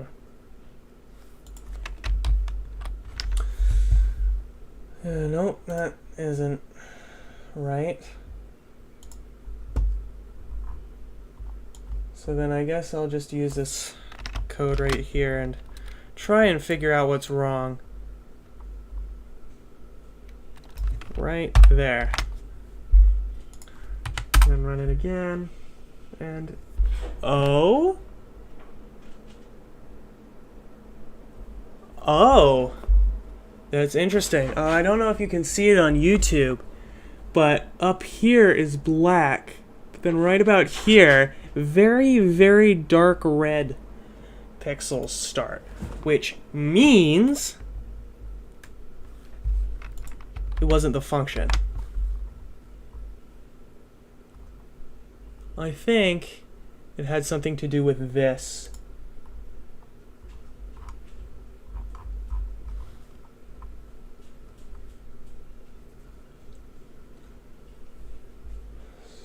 So let's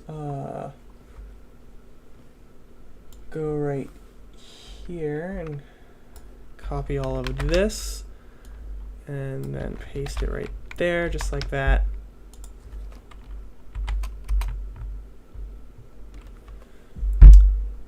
Huh. Guess that didn't work.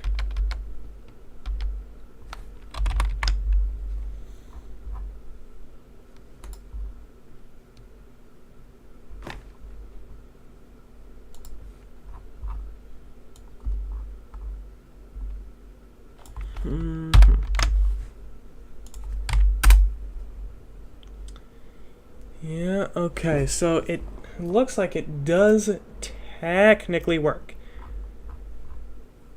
But I have some issues here, I guess. That's because I don't have these correct, obviously. So let's fix that.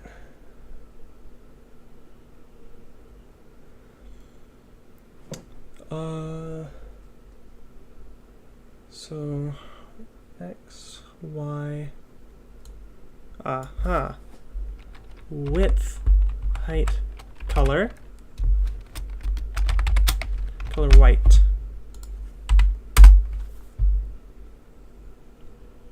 Oh, okay. Maybe I just need to wait? No, I don't think I need to just wait. Alright, let's see what we're looking at here.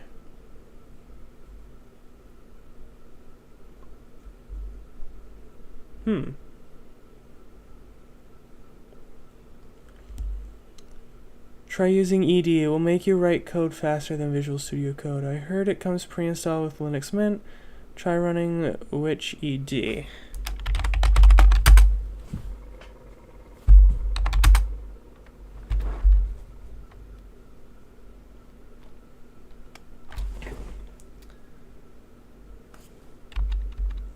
Is this... What am I looking at? Is it in the terminal? Or what?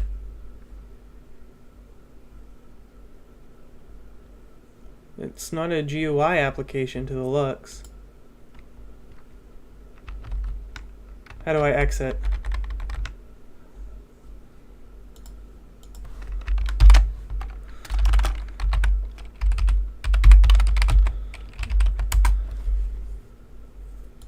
I don't know. I'll check it out later, I guess.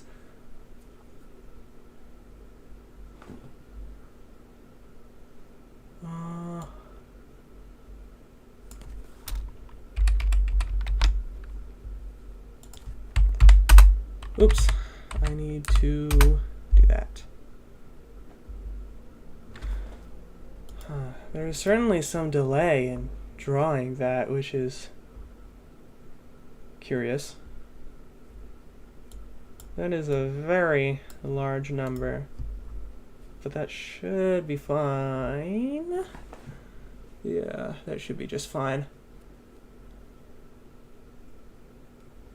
It just doesn't repeat the loop.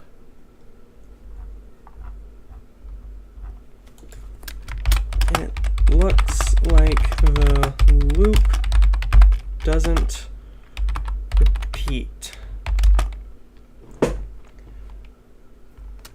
How can I get it to repeat after one line is drawn? Here is the code.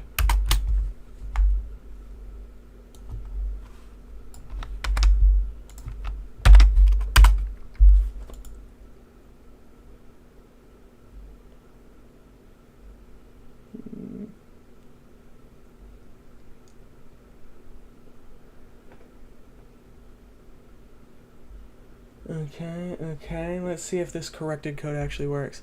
Are you subscribed to ChatGPT Plus or are you a newbie?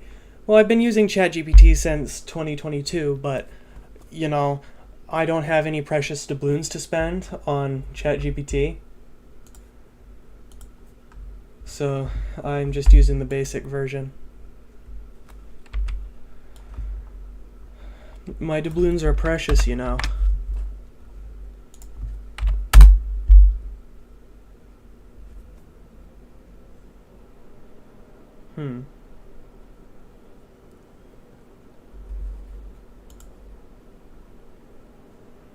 I see. So that whole thing with the SDL event processing, I think, is finally coming back to bite me here. Where are my SDL events? right here. So I said, oh, if this works, it works, but it doesn't actually work. I have a SDL program on my work computer, actually, that enables software rendering. So I'm going to go and grab that real quick.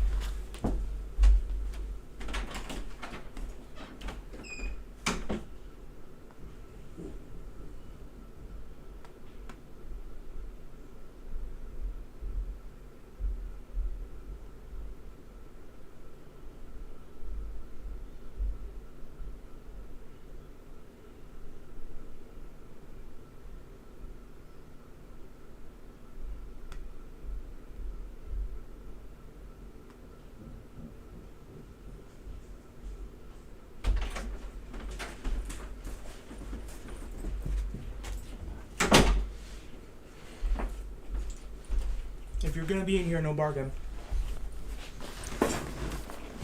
Alright, I'm back. What are your specs? Here they are.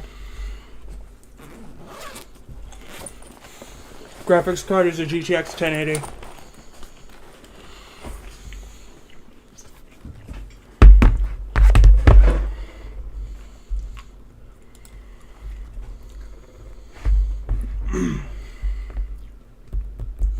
I'm just booting up my work laptop here so that I can just copy line for line that SDL program on it. It runs Windows, but the thing about SDL is that it's cross-platform, so I don't have to worry about that. Alright, let's see. I really hope I didn't delete it.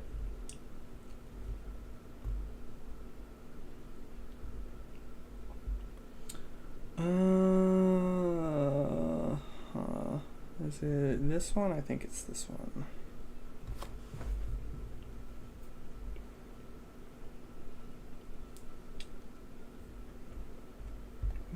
Yes, it is. Good. Okay.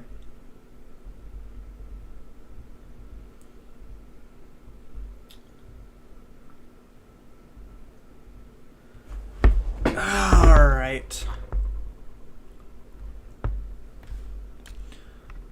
So let's take this, bring it up here.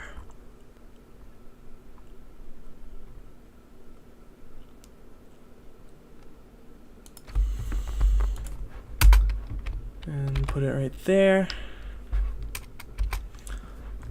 And then I think I just need to bitwise OR it with, where is it? SDL init video.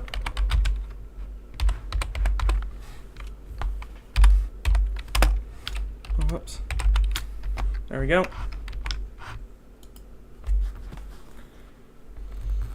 And then, oh no, not SQL, SDL. It's the, it's a simple direct media layer. It's just what I'm using for graphics.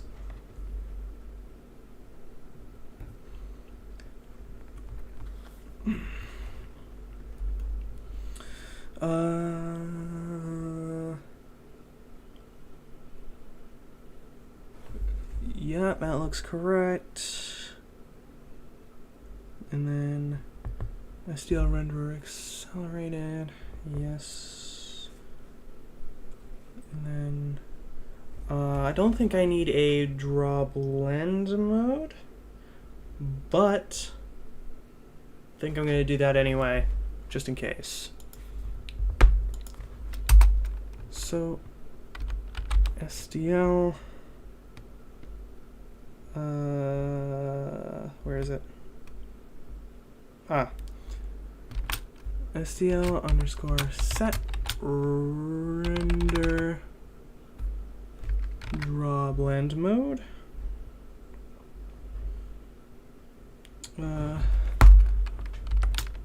Renderer.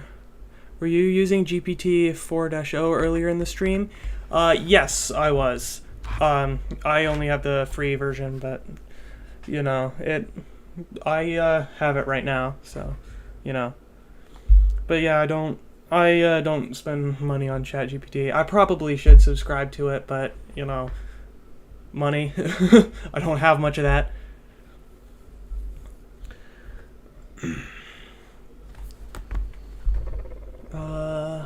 Right. SDO underscore blend mode blend. There we go. And then the texture for the frame buffer. Okay. So we do need a texture. Let's go ahead and get that then. Window renderer and texturer. SDL underscore texture.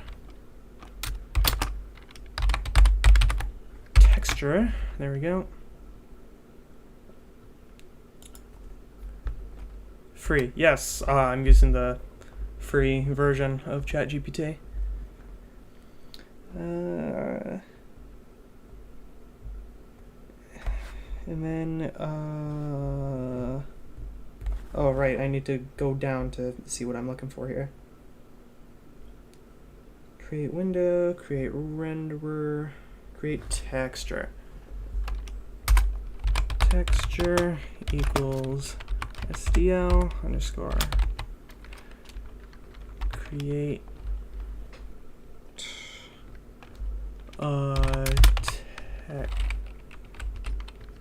texture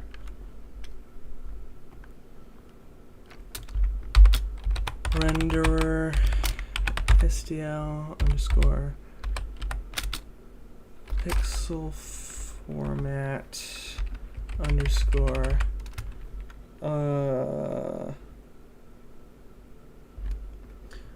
RGBA 888 SDL underscore texture access streaming. And then 1280 720. There we go.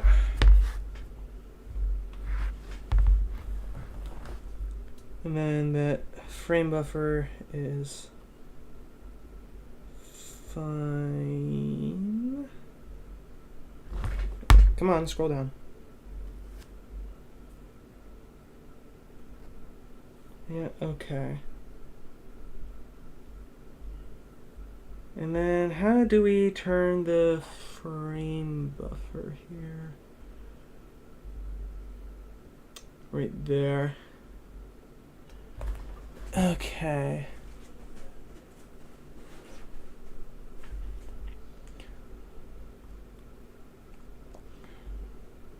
So then in update screen right here.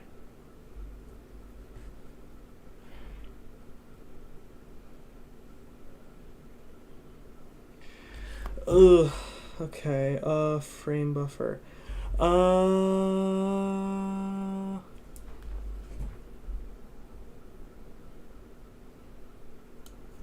Right,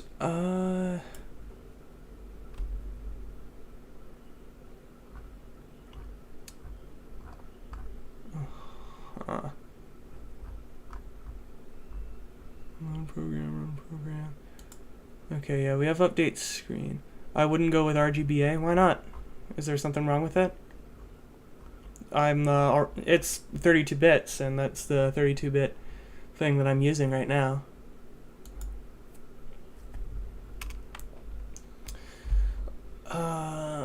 Update screen. Okay.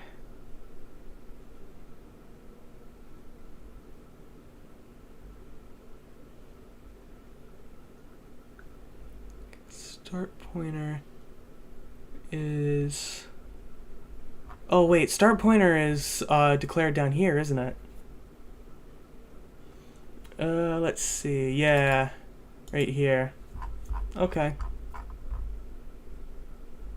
Okay, so then int pointer equals start pointer. Okay, so then uint32 star frame buffer equals start pointer. There we go.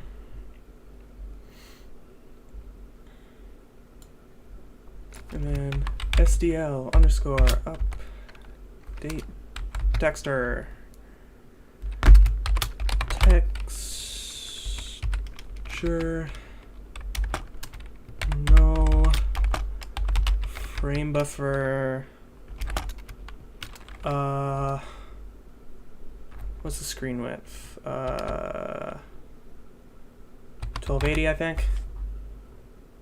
Yeah.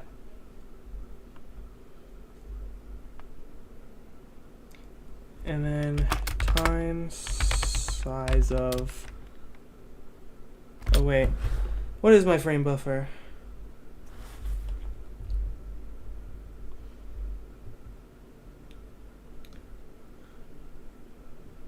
Frame buffer is a pointer to uint32. Okay. Make sure to add proper enforced garbage collection later on to save memory. Yeah, I think I know what you mean.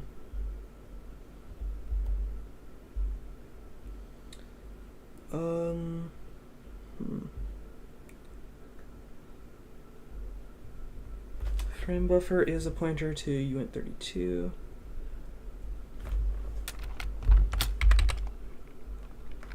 uint32. There we go. That should do it. Texture, the quote unquote rectangle, and then how many pixels? Did you ever try Vim or NeoVim? Yes, but I have had to search how to exit Vim more than once. So, you know. Plus, I like my GUI applications. I was born in the era of GUI. You know, I'm only 19 years old. Yeah.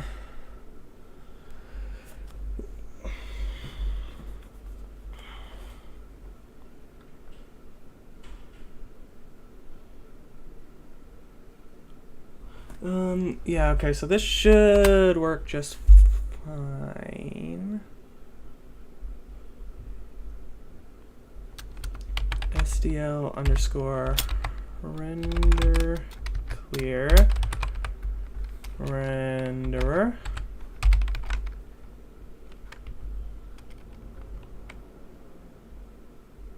And then SDL underscore render copy. Renderer texture no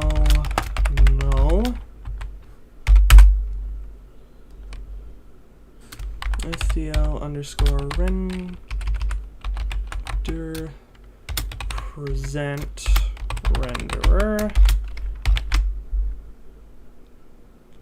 Okay, and let's see how that works. Okay. So obviously that's not exactly what I'm looking for.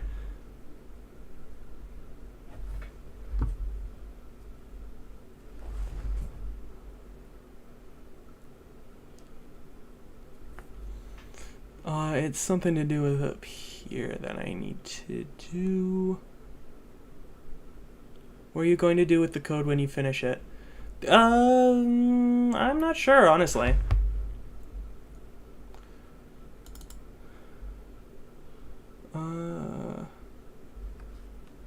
E20. Let's try that instead. Okay. That's somewhere. And then 320 times 180. Yeah, I'm not really sure what I'm going to do with the code. But I would personally like to see it put onto a real SoC that I can, use. And, maybe plug in like a keyboard or something into it. It would have to be a custom keyboard and stuff. And I'd have to learn an HDL probably to get it manufactured. But it would be really cool to have like as a real chip. And yeah, obviously I'll open source it. It is available on my GitHub page, which I probably should start adding to my descriptions. In fact, you know what? Why don't I do that right now?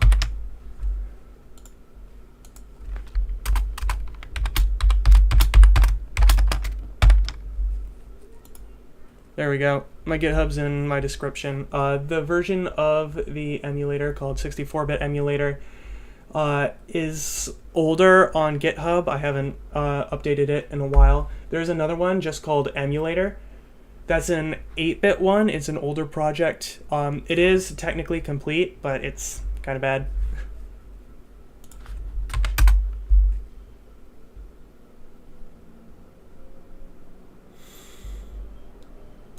Okay,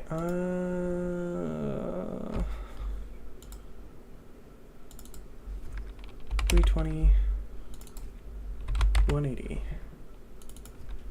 320, 180. Okay.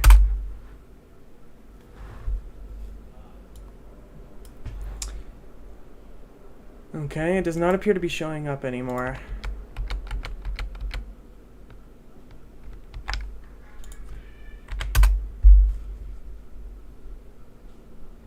That's better.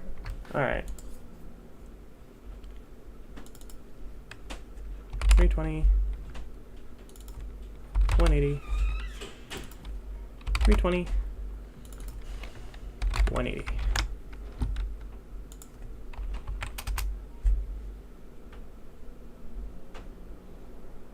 Okay. That's one line.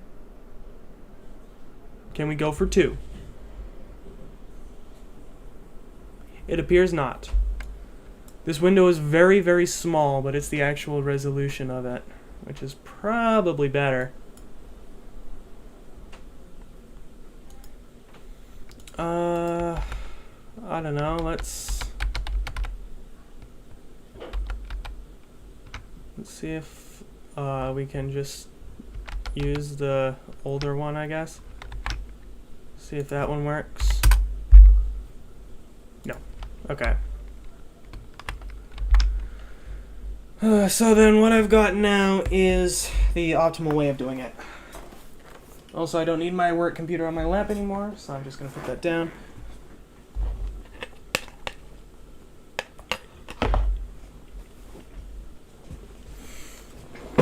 Alright.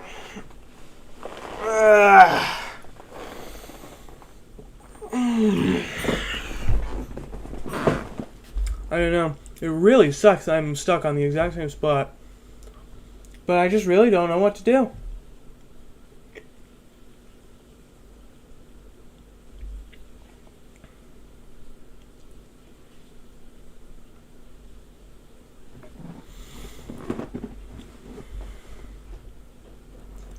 Like, there's some fundamental reason. What? I think I know why. LDI R15? No.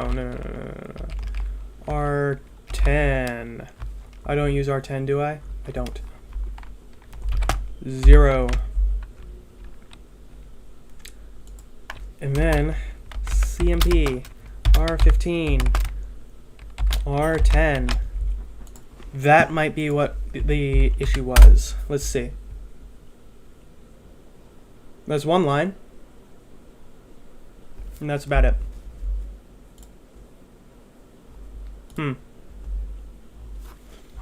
Alright, let's go down, where? Right here. I think we can probably get rid of that now. And that. And then,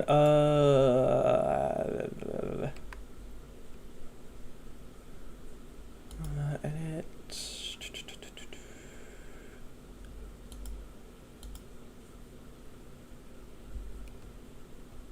There must be a way to unindent lines.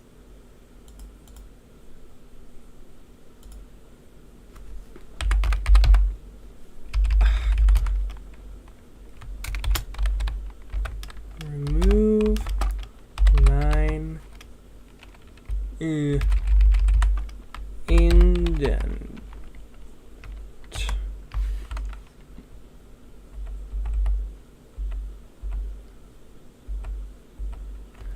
There's no way to unindent it? That's so dumb. Whatever. I can just do it like this. It's not that big of a deal, I guess. Oh.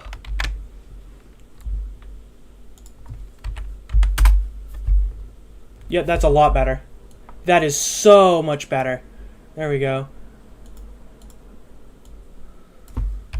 Now I don't have to worry about that. And now I just have the line.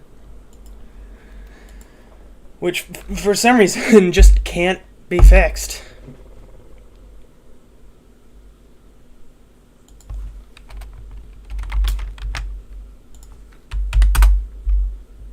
Ooh? Okay, okay. Progress, that's progress. But we only do it once. Okay, so then we need to reset register 9. So then, I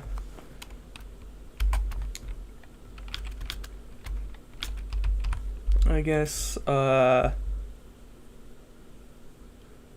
I can just put it here. Copy R9, R13. Nope. I guess I do it again. What does R13 come out as anyway? 10. Okay. I'm going to get rid of that thing right there that prints all of the registers and stuff. I don't need that anymore. There we are.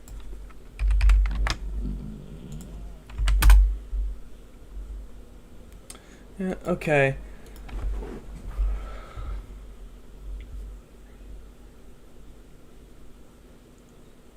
Oh, right here. CMP R9, R10, and then branch if equal and inner loop. Okay, there we go. I forgot about the limitations of my own processor. And there we go. There we have it. We have software rendered a rectangle.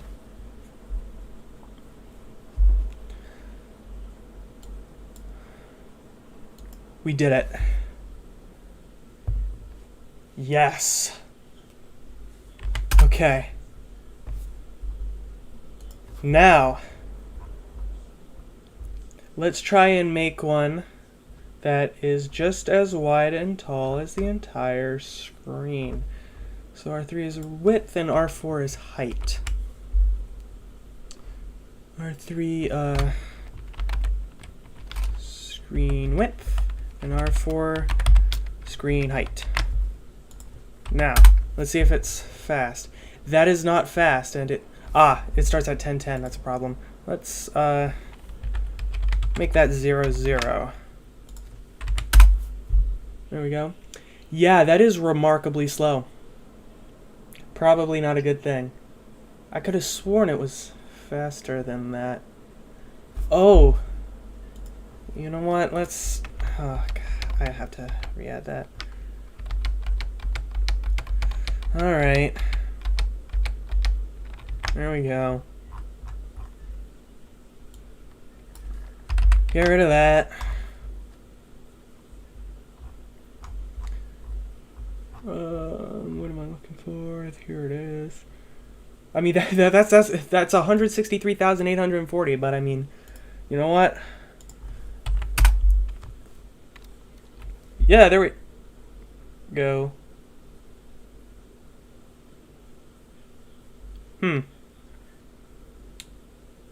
Oh, it never stops. But that should be fine.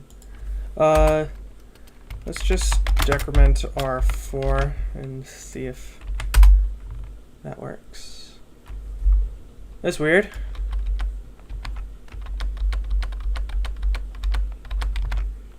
Hopefully it doesn't result in more segmentation faults. It doesn't. Okay, good. Good. Okay, it's just filling up the screen for some reason.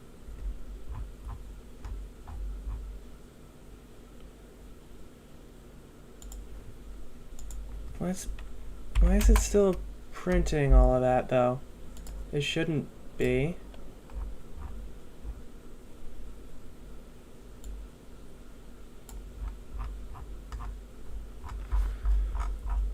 Well, let's find where else it is called, I guess. Oh, right there.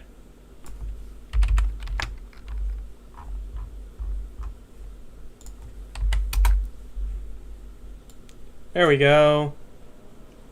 Check this out. Good, good, good. 0, 0. Screen height. Screen. Oops. Screen width. Let's see if I just had them reversed. I don't think I do, but hey. No, I didn't. Okay.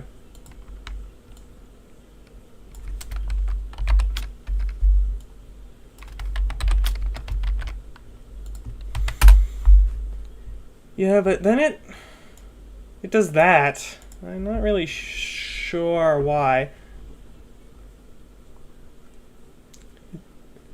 Why does it jump to there, though? It shouldn't be jumping to there. Oh, you know what?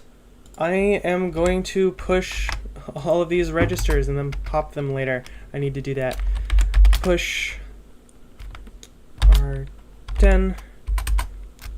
Push R11, push R12, push R13, push R14, push R15, push R16, push R17, oops, 17, push R18.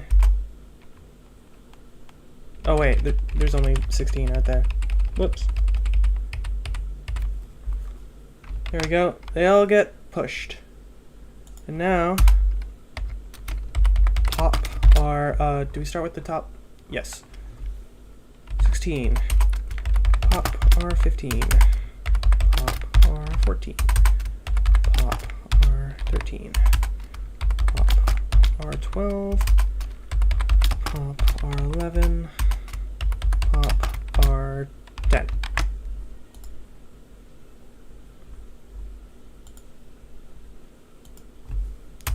And then push P1 and push P2.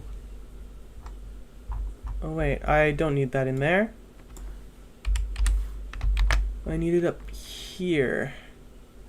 Wait, did I implement the ability to push P1 and 2? I should have. Let us see, let us see. No, I didn't. Ew. Ew. Ew. Should be fine, I guess. I hope.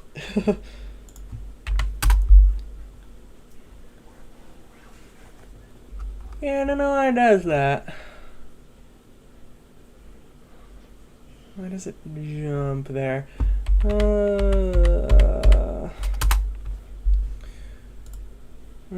let's debug it, I guess.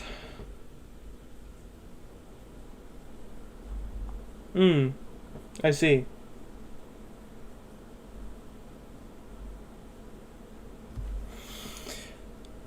Nothing like the binary being different on debug and on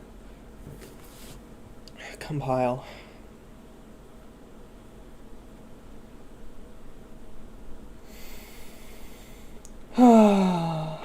Okay.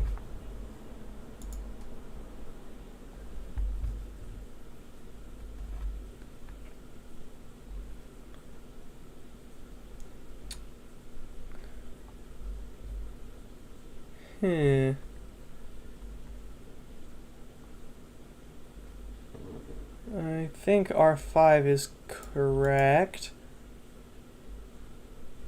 Well, what's with this 57,482? That's supposed to be Y.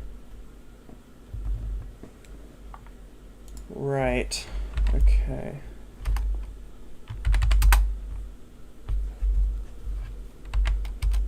Let's see if I can do this fast enough.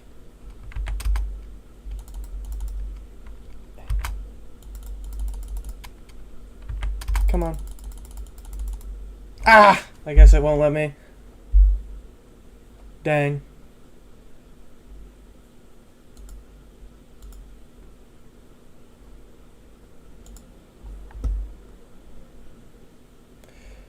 $57,289. $57,285.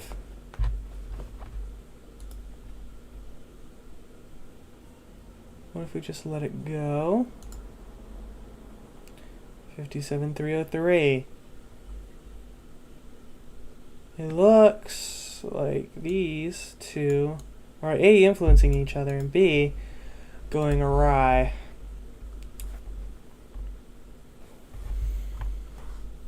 Okay.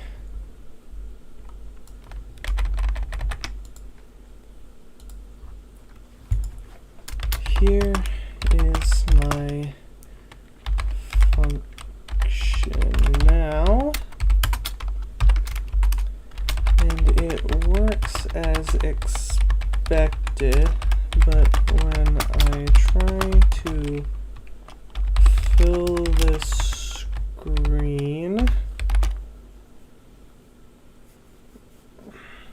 something goes wrong and it results in a seg fault. Why could that be? Here's the whole program. And then just take that and paste it. Boom.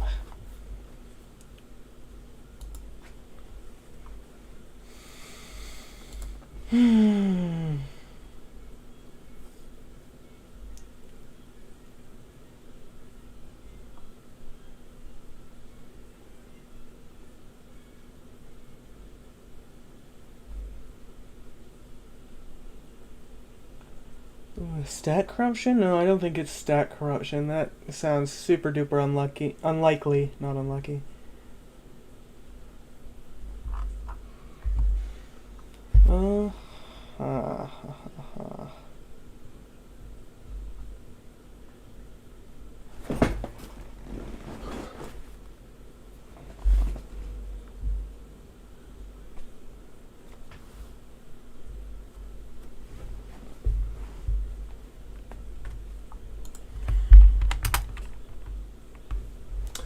Alright, let's go ahead and grab the old fill screen function. Then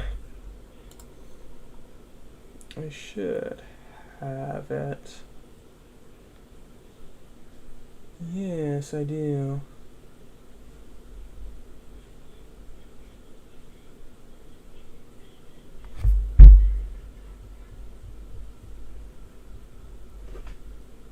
Oh, this just loops infinitely.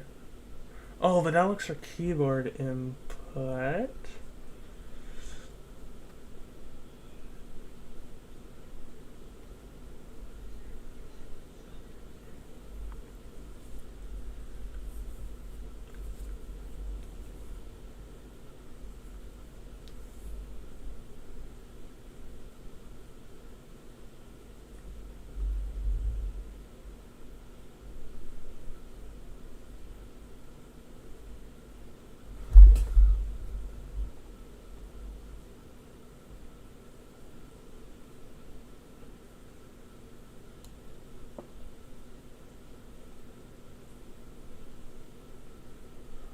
Huh.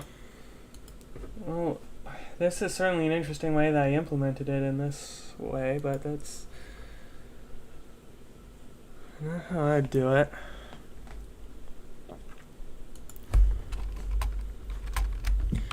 Get P R6 P1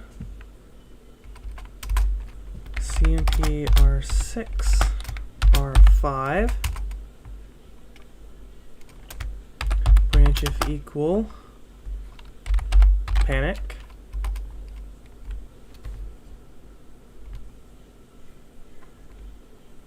oh wait, hold on, R5 isn't what it needs to be, is it? And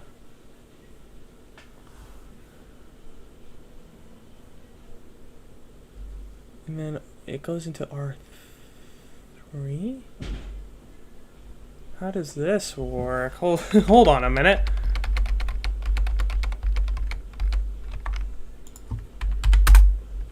Yeah, it fills the screen, okay. P1, R4,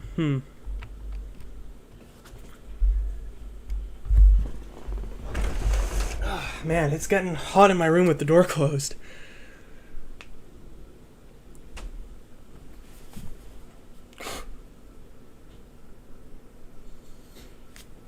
Okay, yeah. So then we put R3, which is the color, in P1, but we put P1 is R4. Okay. So I was right. Okay. R5. And then, LDI R5. VRAM dword end.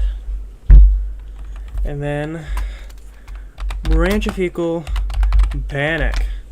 There we go. Let's see if that works. No.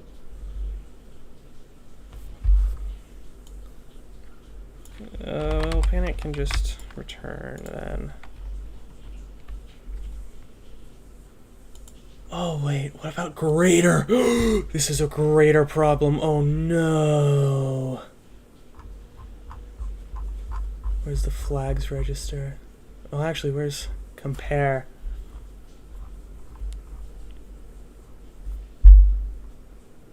Compare equals or is 0? Ah!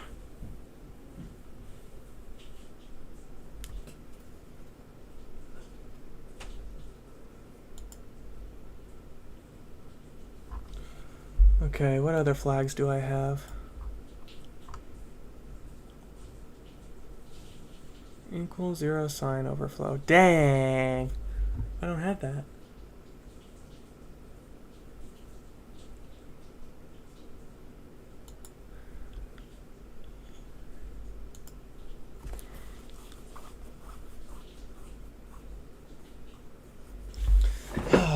Do I really need a branch of greater then? Oh, God. Alright, I'll add it.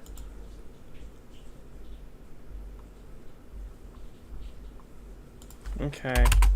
Hashtag define branch of greater. I don't want to do that.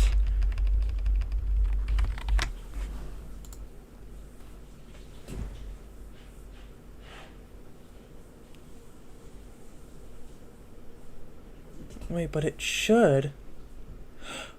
Oh, wait a minute.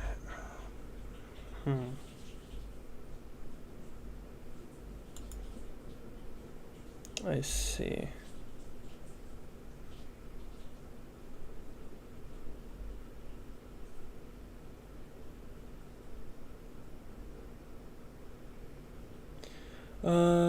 Okay, so then sub R6 R5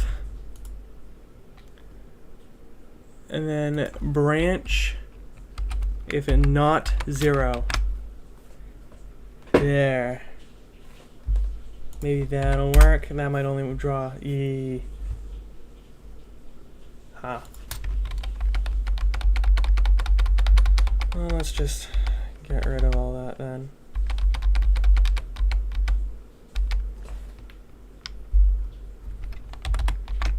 There we go. And then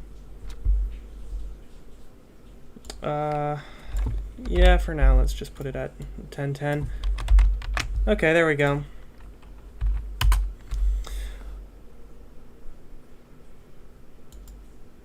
What did I do? Why does it result in all seg faults now?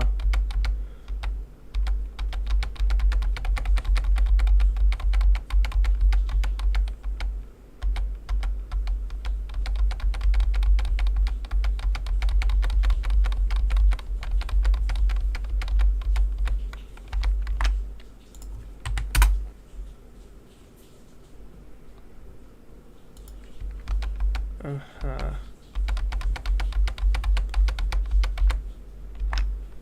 Okay, no, something else is wrong.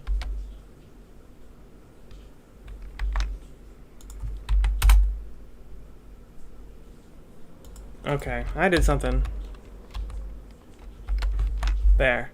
That should be correct. Yes, that is correct. Okay. Screen width. Screen height. Let's see. Yep, okay. Does that mean the problem is with 0, 0? Yes, the problem is putting it at 0, 0. That's weird. I don't know why I would be doing that. Well, let's just put it at 1, 1 for now. Yeah, that works, except for one single pixel, but... Wait a minute! Only one of them has to be 0, doesn't it?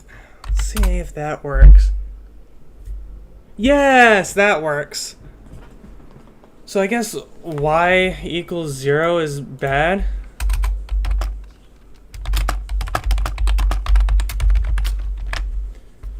Okay, there we go. Why doesn't it start at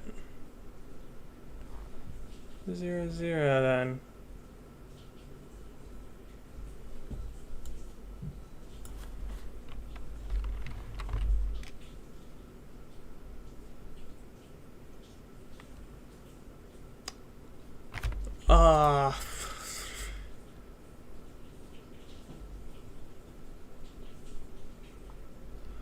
I need to subtract 320 from that.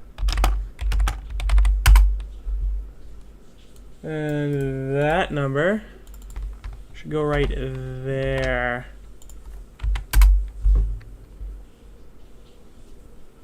Okay, and then set that to 0. Huh. Okay. Well, I think I'll just stick to that then. Sounds good to me.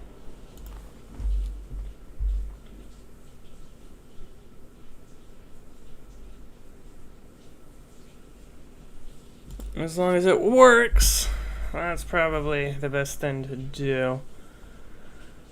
I gotta push all these again and pop them. Dang. Push R10. Push R11. Push R12. Push R13. Push R14. Push R15. Push R16. And that's it. And then pop R16. Pop R15. Pop R14. Pop R13. Pop R12. Pop R11. Pop R10. There we go. And just to confirm, yes, it works. Good, good, good, good, good, good.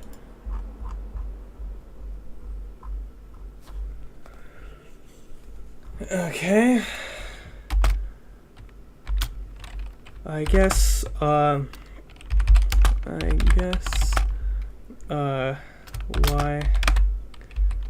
coordinates are... I have an idea.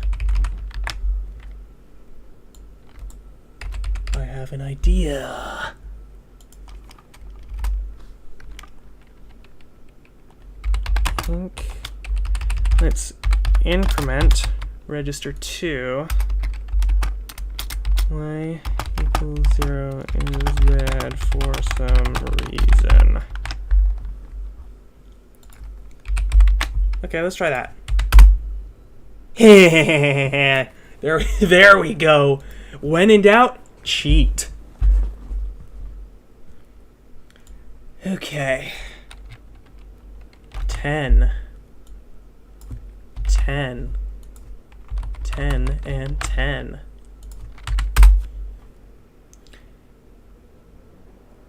There we go. Now we have screen output working exactly as expected, and we have timer polling working exactly as we expected. I believe the keyboard works. I haven't tested it in a little while, though. So now, instead of debugging and raging and screaming and crying, I can actually start working on some game logic, which I think is pretty awesome. But before I do anything, I'm going to go and get a drink of water. I'll be right back.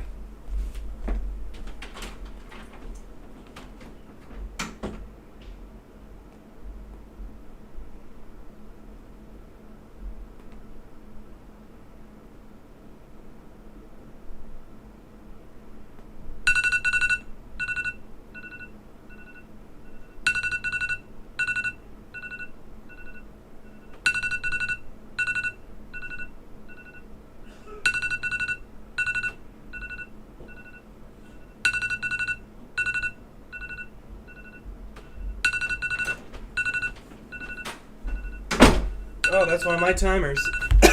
Let's see, what is it? Oh, submit my timesheet. I should probably do that.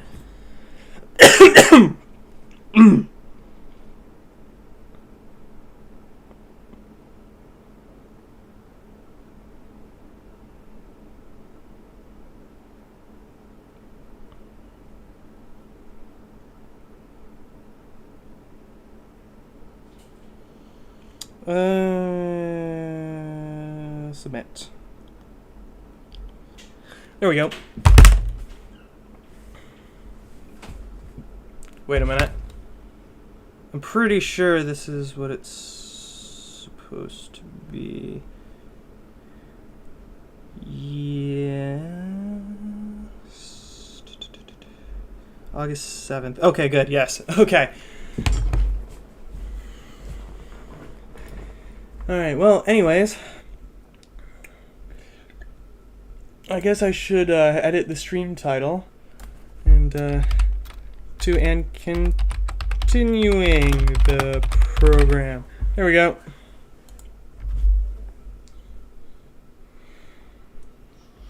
Alright, I think I have done pretty well, and I have work tomorrow, and we're approaching on 3 hours here. It is only 8 p.m., but, you know, I think I might just play some games for a while, because I've been doing nothing but coding all day.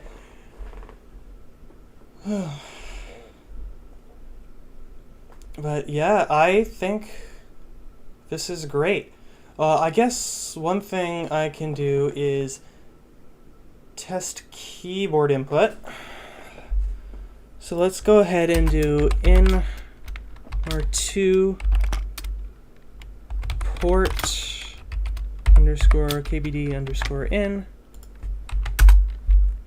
Okay, and let's go ahead and just hold down A and then press X. And R2 is...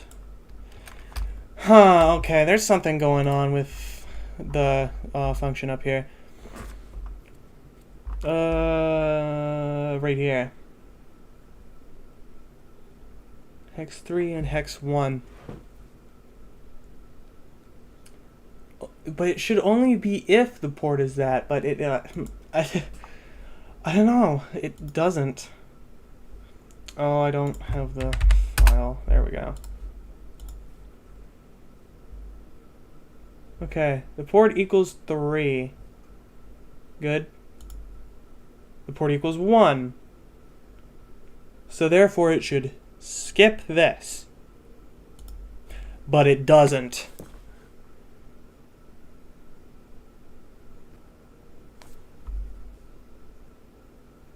It just... Oh! Oh, it's because there's only one equals sign. That will probably fix it.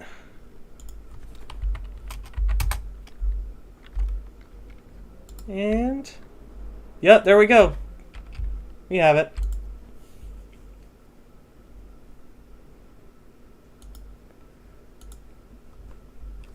And I think that will do it for today. That's all the bugs fixed that I know of.